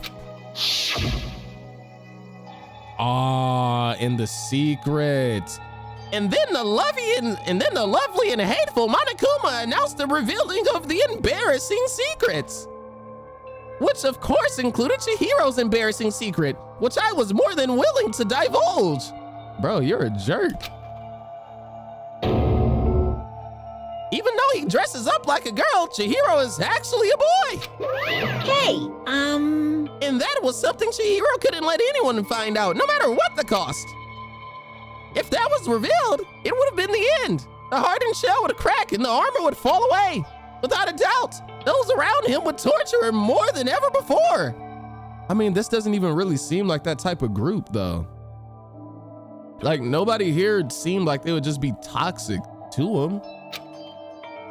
Everyone figured being thrust into such a dilemma must have sent him spiraling into despair. And yet...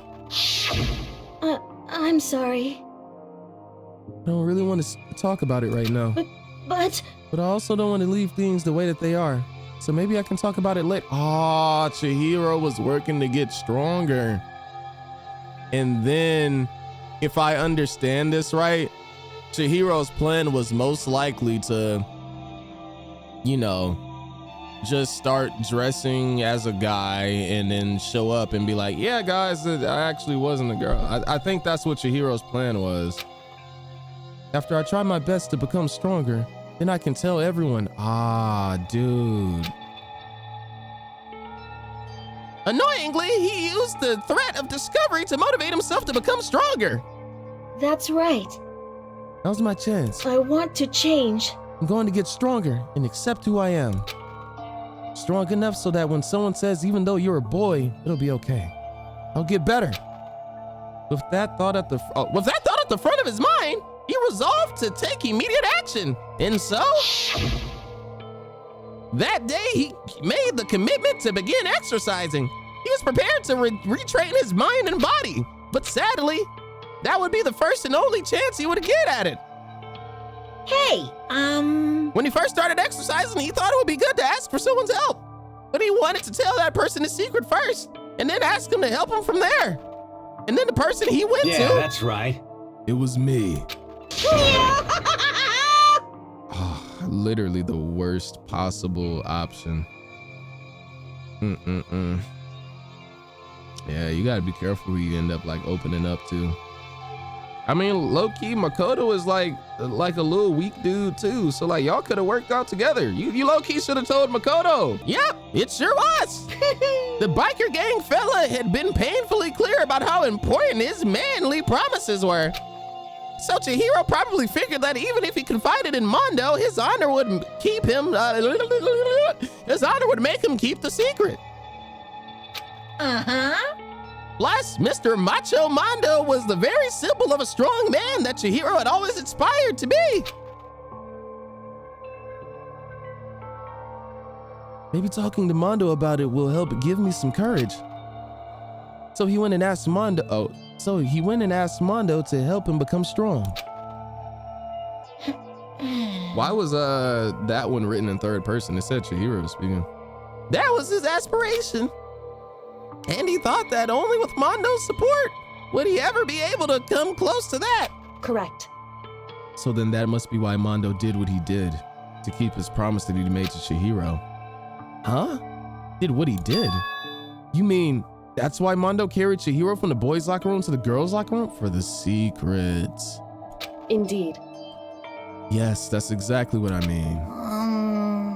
Wasn't that to cover up what he'd done? Certainly. That could have been a part of it, but I don't think it was the main reason.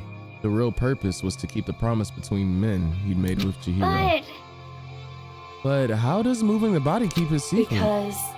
Because if everyone knew he'd been killed in the boys' locker room, then everyone would have been arguing about how she got into the boys' locker room, right? Once that started up, at least a few of us would have immediately begun to suspect his identity, so he tried to protect Chihiro's secret by putting him in the girls' locker room and stealing his handbook. See? Then Mondo did all that to keep the promise he'd made to Chihiro, who he'd also killed? So why did you kill Chihiro? Why would he do that? The more I hear you talk, the more I don't understand. I mean, you guys trusted each other, right? So why did you? Because no matter what, I didn't want anyone to know. I knew it. So that's what's triggering it after all. His secret. Oh, the possibility of having your embarrassing memories exposed and your secrets, man. What is this? What was his secret? Oh my gosh, I forgot that was affecting him too. Bro. That's impossible. Nothing could have been that bad. Something he didn't want anyone to know, even if it had been killing someone. It's impossible. Don't make me repeat myself. How many times must I repeat myself? To judge others by your own standard is the heights of folly. Yeah, I didn't think that you would go tamper with a crime scene to make it look like Genocide Jack. Man, shut that shit up. Well, while we're on the subject, why don't I tell you? That embarrassing memory, that secret he didn't want anyone to know. And you're gonna spill it? Hey, you know what Mondo did? He killed his own brother.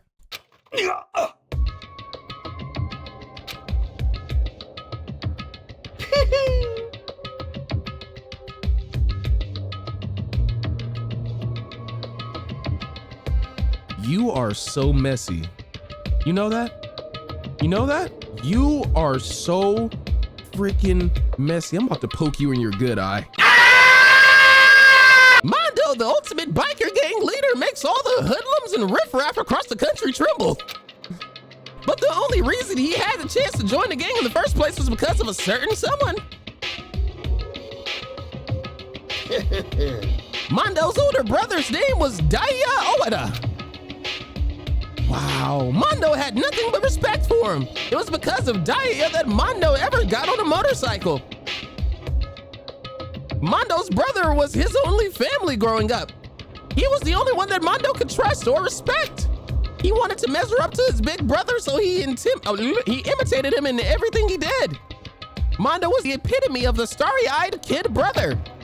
Meanwhile, the charismatic older brother had to put together a local motorcycle gang. And before anyone knew it, it had grown into the biggest biker gang in the country. Daya, the older brother, #1 in the gang. And in his #2, his younger brother, Mondo. In the beginning, everything was peaches and gravy. But when Mondo started to think about how he would have to take over the gang from his brother someday, his brother's greatness, his reputation, began to gnaw on Mondo's very soul. The kid's gonna take over for Daya, huh? Daya's created this gang with his bare hands. Mondo's just along for the ride. Can someone like that really be our leader? All that'll do is make the gang look bad. Almost every day, Mondo heard gossip and whispers of the other members of the gang, which is why... I gotta get stronger. Stronger than Daya. Once. Just one time. No matter what, I gotta win. Don't fuck with me. I don't care what it takes. I'm gonna come out on top. And on the night of his amazing brother's retirement ceremony, Mondo challenged him to a street race. On his retirement? But during the race, tragedy struck. Bruh, that mess got his thing lifting up. Y'all see that? y'all see that yam?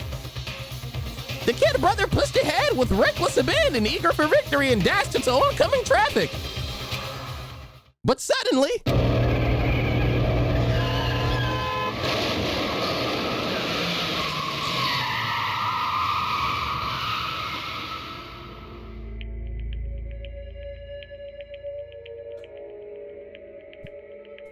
No way. Oh my gosh. You let them gas your head up and then you reckless emotional driving, and then it got your brother killed, bruh, because he saved you. Oh, dude. Damn, that's sad. Laying in his kid brother's arms, the older brother delivered his final words. My bad, kid. I fucked up. Sorry. Of course, he knew it was his brother's fault, but Daya never blamed him for what happened. Hey, kid. The rest is up to you. No matter what, you gotta keep the gang together. 'Cause it's the team you and me put together. It's a promise between men. Why are you, man, Monokuma, stop all that giggling. He decided to hide the truth of what happened from everyone else in the gang in order to keep the gang together and keep the promise to his brother. He could never admit to anyone that it was his own weakness that had caused the accident. And as a result, the team was made even stronger under the banner of the kid who'd bested his big brother. Daya was gonna lose to his kid brother, so he got stupid and got himself killed. That became the explanation for what happened. Mondo's lie became the truth. Aww. Dang, he was a fraud this whole time? He wanted to lead the team so bad. He was willing to tell all kinds of lies about his brother. I just... Ah, no way. You threw dirt on a dead man's name and he was your brother?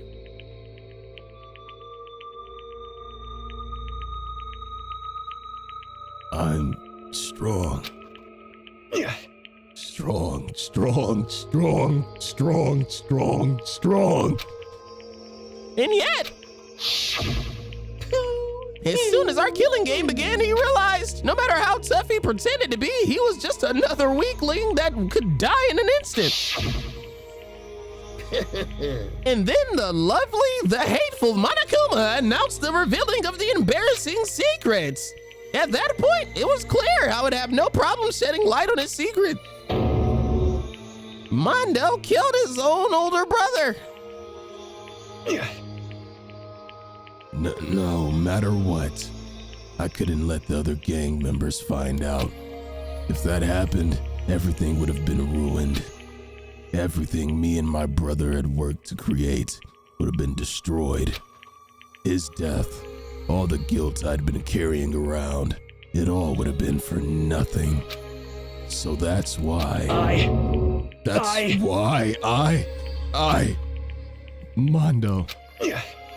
After I saw what Monokuma had on me, my head filled up with a kind of fuzzy uneasiness and just started swirling around.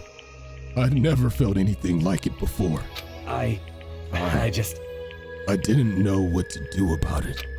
I wasn't sure what to think or say, but after a while, that fuzzy uneasiness turned itself into a rock-hard lump of anxiety way down in my stomach. I think that's a kidney stone, gang.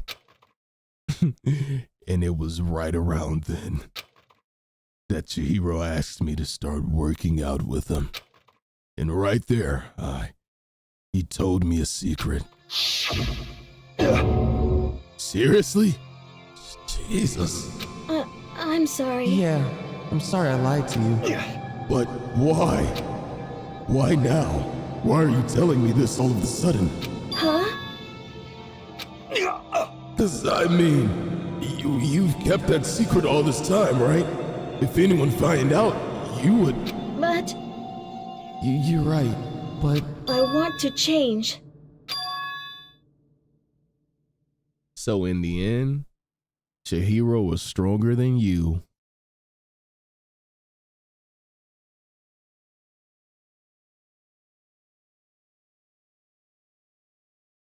Yeah. Wow. I wrap myself in lies. I'm weak. I want to destroy that version of me forever. His words were like a knife in my gut. I felt like he was exposing the lie I'd been living myself. I have to change. I don't want to be weak anymore. You're so strong. It can't hurt you, right?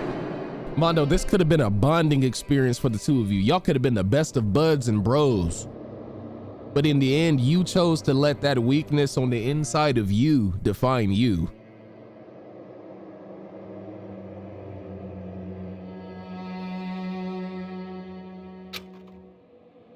Whatever secret Monokuma might tell us, whatever it is, it can't hurt you, right? You piece of... So what? You're saying us just say it? What? You're saying if I really am, us just be able to tell everyone my secret? I was jealous. I was jealous of Chihiro's strength. He had the strength to face his own weakness, to try to overcome it. It was the kind of strength I've never had. So I was jealous of him, and that jealousy broke me. What? Are you making fun of me? I'm strong. Are you fucking with me right now? No! I'm not making fun of you. You really are strong, Mondo. I felt like I could hear something starting to creak. Something inside my head. What did he want me to do? What was I supposed to do? Was I supposed to just sit back and let my secret get revealed and ruin everything? What's wrong? Damn you! Why did you have to tell me that? Were you trying to rub my failure in my face? I just wanted to... I just really admire you. This story is getting like more and more sad the longer it goes on. I admire your strength. Yeah, that's right. That's right. I am strong. Strong. I'm strong. Strong, strong, strong, strong, strong. Stronger than you! You son of a bitch! And stronger than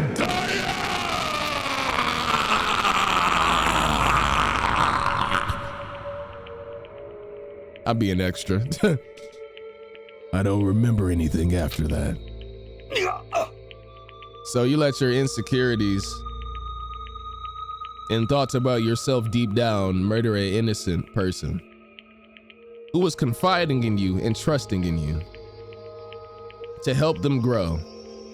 You decided that you wanted to murder Chihiro instead of taking accountability for your life. It's not even taking accountability to the gang. It's literally just students in Hope's Peak. You couldn't even do that. Mondo, bro. I'm losing respect for you. I can't lie. I'm losing respect very fast. When I woke up again, he was laying at my feet, covered in blood. Yeah, I lost respect. It's all gone. I can't hold you. It's gone. It's gone. Maybe it's like this much left because like you're taking accountability now, but you're exposed. So I don't know, bro. I don't know. I had the dumbbell in my hand and I was just staring at him down on the ground. Hey! I killed him. I killed Chihiro. Even after all this time, I'm still just as weak as I've always been. And thanks to that, I did something I can never take back. Mondo. He was normally so aggressive, so angry. He hid that weak side away from everyone. That was his secret. I'm telling you, behind like a lot of these like big, strong guys, there's a small, fragile ego. Like for real, bro. It's crazy. A weakness like that lived in a heart like his and turned him cold-blooded. Damn it! Look at him! You see him? You're all just like him! Or a secret from the past? For memory! For that, he killed another human being in cold blood! He couldn't cut free of his regrets from the outside world! He doesn't know what true strength is! Do you see hope anywhere in there? Cause I sure don't! You bastard! Just shut up, you son of a bitch! Go ahead! Say that again, I dare you! Yep. Okay, I say it as many times as you want. It's what I want to say, but unfortunately, I can't do that right now because the time for punishing is fast approaching. Punishing? It can't be. You mean execution? Well now. That's what I promised you, right? The blackened that disturbs the peace will be punished. Ridiculous. Hold on. Now then, I prepared a very special punishment. For Mondo Oeda, the ultimate biker gang leader. No, wait! Wait! Let's give it everything we've got! It's punishment time!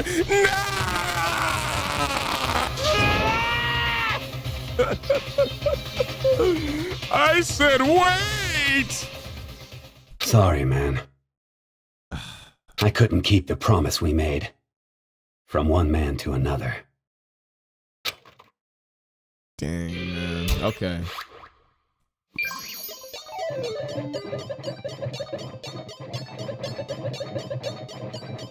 This is about to be rough. What does a biker's punishment look like? Are you gonna simulate his brother? Are you gonna make him like get into a car accident? Like put him in like some Mario Kart type stuff? Oh my gosh, bruh. Monokuma even got the hairstyle. And it's blonde. Oh man. Now if he was really devious, he would put a prop up of his brother.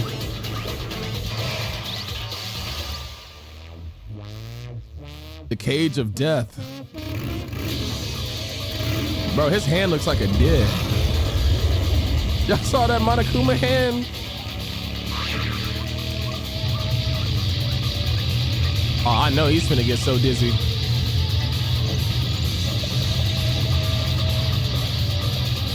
Bro's out there emoting.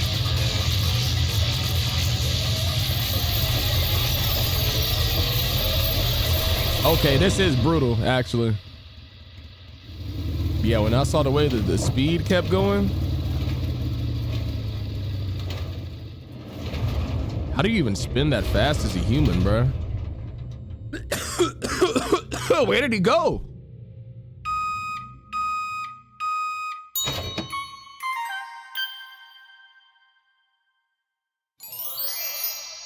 You turned this nigga into butter?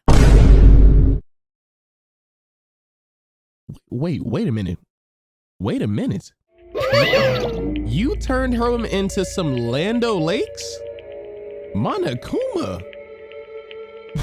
What? How does that even work? And how does it taste? I don't want it, but what the heck is going on? Oh, look at Hifumi back there. Look, he has Celeste here. Okay. Laugh at death and your soul forever be at peace. It can't be. I'm still stuck on the way that he turned him into a condiment. Butter? Butter is a condiment, right? My brother.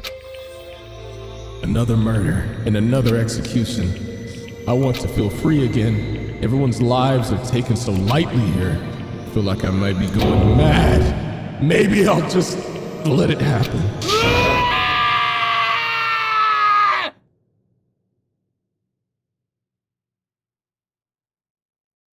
Yeah, that was put his soul in that.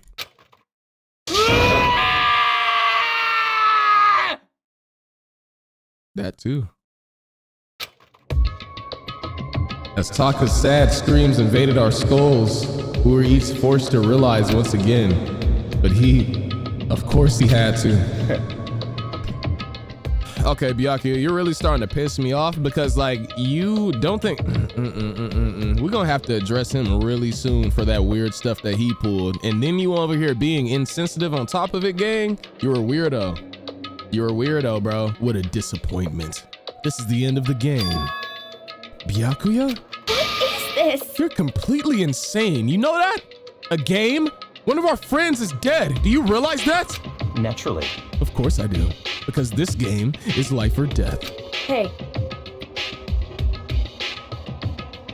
I don't have anything to say to you. I don't have a response except that I just don't understand why. Why did you go out your way to disguise Mondo's crime? What? Why? Isn't it obvious? Because it made things more interesting. Edgelord. His voice was calm, emotionless, like the voice of death. It chilled me to the bone. Lock him up, bro. Last night, when the murder took place, I was in the library as usual. Honestly. So you ignore the nighttime rule too? That rule never mattered to me. I don't recall agreeing to it. There is nothing to be done. Well, I don't particularly care. Please continue. The night grew late, and I decided to return to my room, which is when I stumbled upon him. I spotted Mondo coming out of the girls' locker room. And you withheld that information? After he'd gone, I looked inside and saw the corpse. What? What? You mean you actually witnessed the murder? He was such a fool. He didn't have the slightest idea that I'd seen him. Well, so you're saying that you knew who the culprit was from the very beginning? That's right. Indeed. But if that had been the end of it, how boring would that have been? I mean, what a waste of time to have the answer revealed right at the beginning. Which is why I decided to lend a little helping hand. I thought it would liven things up.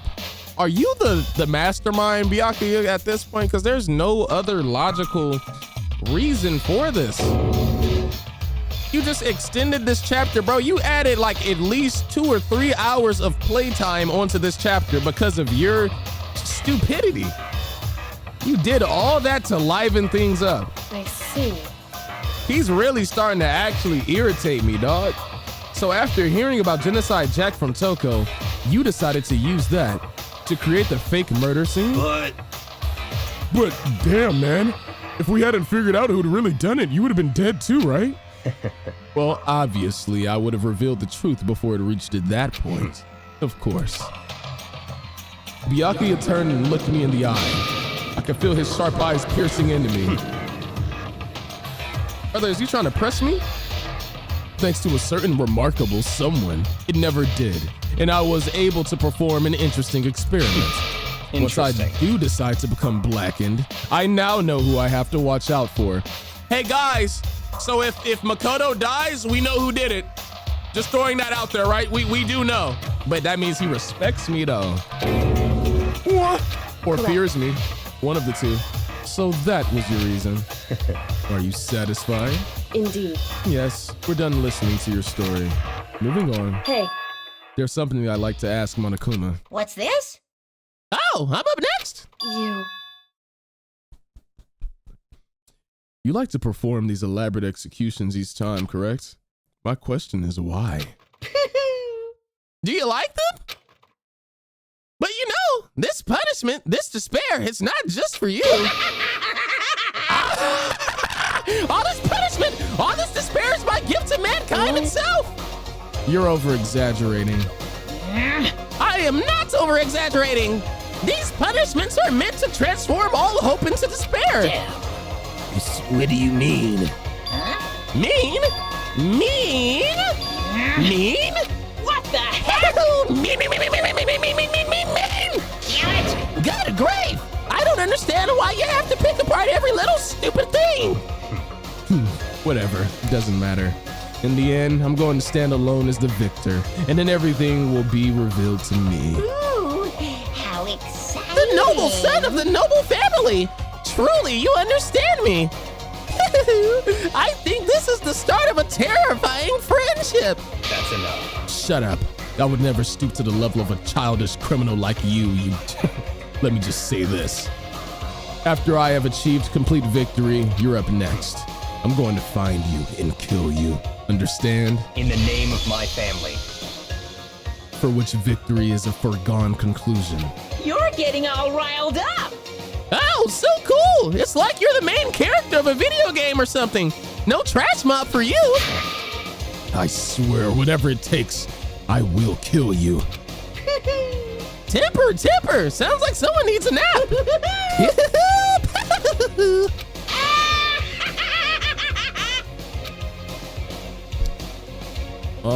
Well, that just happened. Monokuma's laughter peeled across the courtroom and a curtain closed on the case of Chihiro and Mondo. But I knew that wasn't the end. The killing game would still continue because the mastermind wouldn't let it end.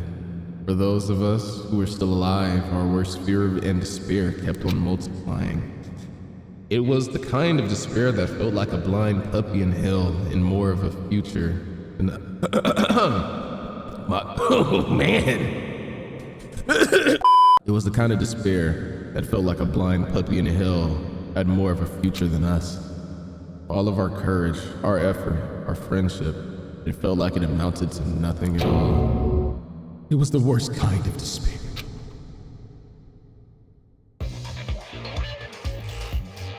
Well, anyway, like I was saying, Look at y'all having a team meeting. this is a pretty good spot. Yeah, a really good spot. Yo, gang, who the freak is the mastermind? Saitama? Anyway, isn't it amazing how that girl went and killed someone before things even had a chance to get boring? Freaking One Punch Man? Once things really get moving, it'll be like a roller coaster. There won't be any stopping it. Can I hear the mastermind's voice? Fear and despair charge forward at a speed nothing can hope to match. But I must admit, I'm disappointed. I went to all the pain and effort of making you part of the group, and you couldn't play your part. Part of the group? Part of the group? There's two things. You're either referring to the students or you're referring to the mastermind, whatever team y'all have behind the scenes. You do remember you were supposed to make the first move, right? Well, no biggie. Supposed to make the first move? Nothing we can do about it now, so just do your best to make things more exciting from now on, okay? After all, that's what everyone wants to see.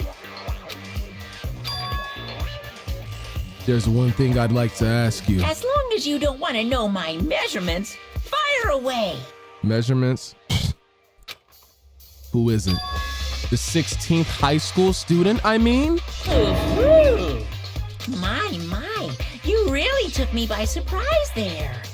Well, first of all, look at the setup. This dude got like 10 monitors watching everywhere at once. I know I said you could ask anything, but... super denied, ultra denied, demonic denied.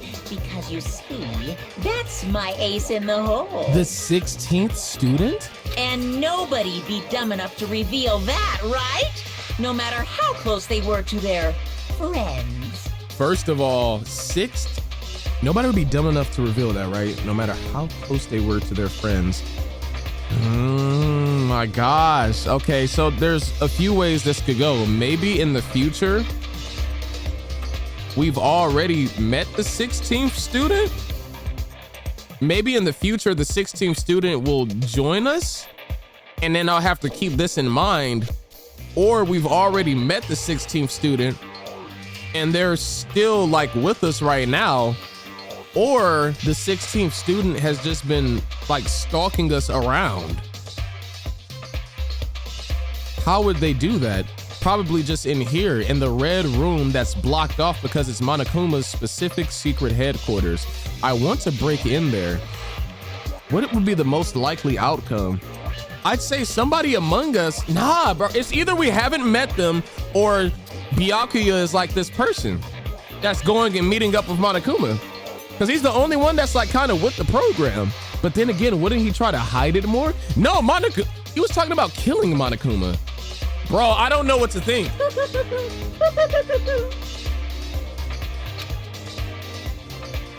Because first of all, I'm like, how the hell did Monokuma even, not Monokuma, Mondo turn into some butter? That don't even make sense. Did he fake his death? Like, what are we talking about?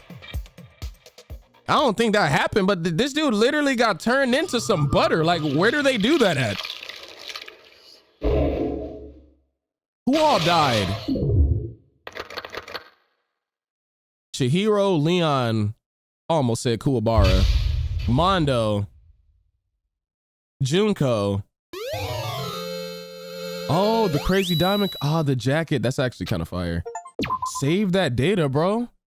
Nah, there's like a whole nother little situation that we kind of need to unpack. 5 deaths so far.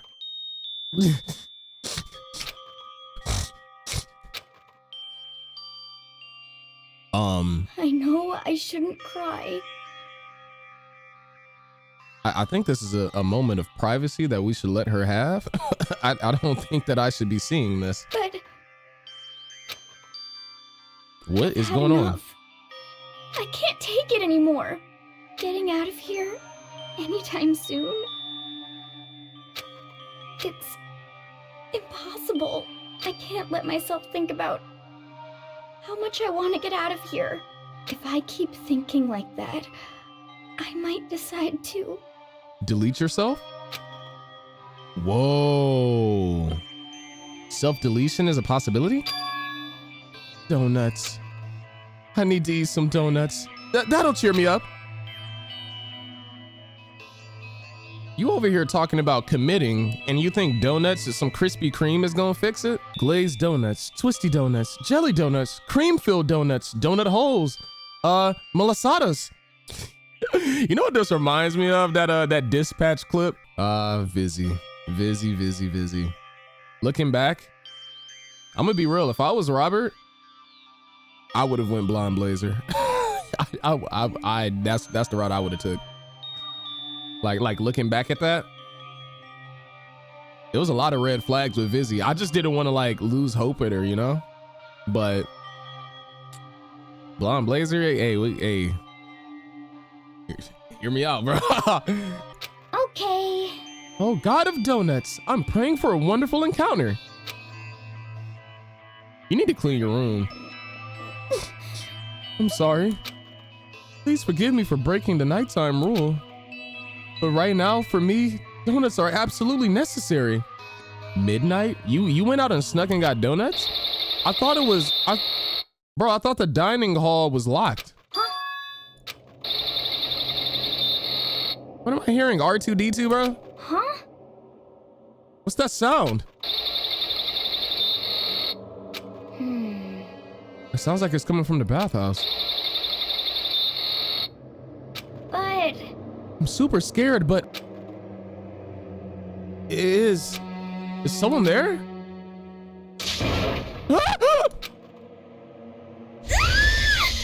What? Whoa! The next generation legend stands tall, galactic hero? What the freak? Wait, why? Okay, there was blood on Sakura's arm, and there was also blood on Hifumi. What does that mean? What does that mean? The morning after the conclusion of the second class trial. Whoa! Oh, Chihiro was a programmer! Did Chihiro upload, how do you upload consciousness? I don't know. Chihiro was like a computer whiz, so hey, everyone met up in the dining hall just like always, and I expected it to start like any other day. That's what I expected, but today's count kinda sucks, huh? Toko and Byakuya still refuse to show up. I haven't seen Miss Asahina anywhere. She said her stomach was hurting, so she's taking a shit. Oh. That is rather unusual for her. Normally she is full of energy. Which is exactly what makes me worry. So then. So it's just the 7 of us, huh, then? It looks that way. How about that? It's times like this where the committee chairman needs to get things going with a bang. Ah, he's broken. Impossible. Or not. Ah, I feel bad for him. Taka hasn't said a word since everything that happened yesterday. One look at his face showed that he hadn't slept a wink last night. It must be because of Mondo. Dang, dude. The two of them became so close, and then he finds out Mondo killed Chihiro, and then having to watch Mondo get punished and nothing he could do about it? I can't even imagine what it must have done to him. Well. So I mean, what's going to happen now? We haven't found any way out, and we have no idea if help's ever gonna come. It's like... Now I'm all depressed just thinking about it. We simply have to make the best of things, do our best to get along, and live here together in peace. So go make me a milk tea. Oh my gosh, bro. I still can't believe the way she acted about that milk tea, dog. Forget about the outside world and accept this new life. That is the only way only hope we have now. What? To live here forever? Well. Here we have every convenience. We have food, clothes. Our every need is seen to. Why are you so dissatisfied? In fact, let me ask you this. What is it about the outside world that you long for? Is that okay? Competition, discrimination, victimization, and violence. As society grows, so does its perversions. I mean, to add one on top of that, you know, racism, but that's not fun to deal with. And then you have the people that hate the opposite gender. That's also not fun to deal with. And then you have the people that hate anybody who believes or thinks differently than them, I meant. That's also not fun to deal with. Then you have politics. You know what? Maybe it's not so bad in here, bro. In which case, is our current situation nice? Demon angel, pretty pudgy princess. Huh? Hey, me personally, I wouldn't let him call me pudgy. Here we go. Meggie the drill shop owner and bunny-eared Amazon cat girl dog boy, Robo Justice the galactic king. And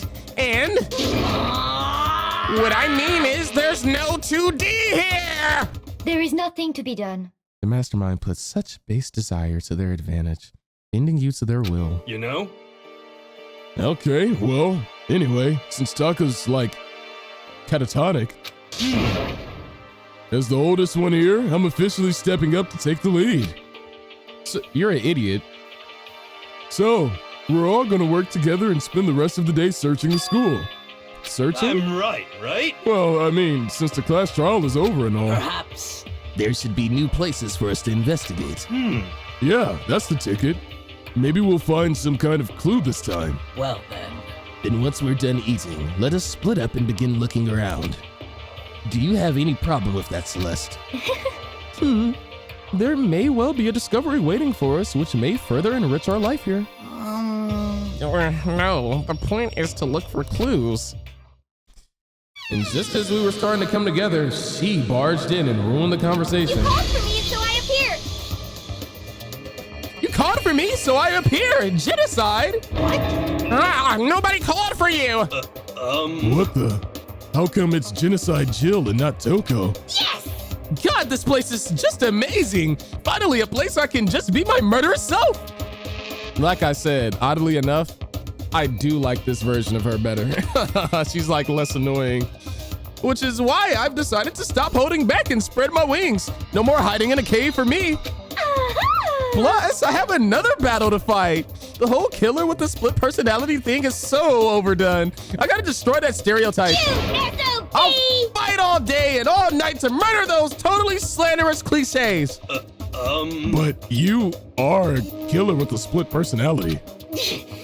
If she wasn't here, my chances of survival would be at least up to 10%. Come on, you gotta back me up here. Even the biggest stars need a little people to hold them up. She just called you Bigums.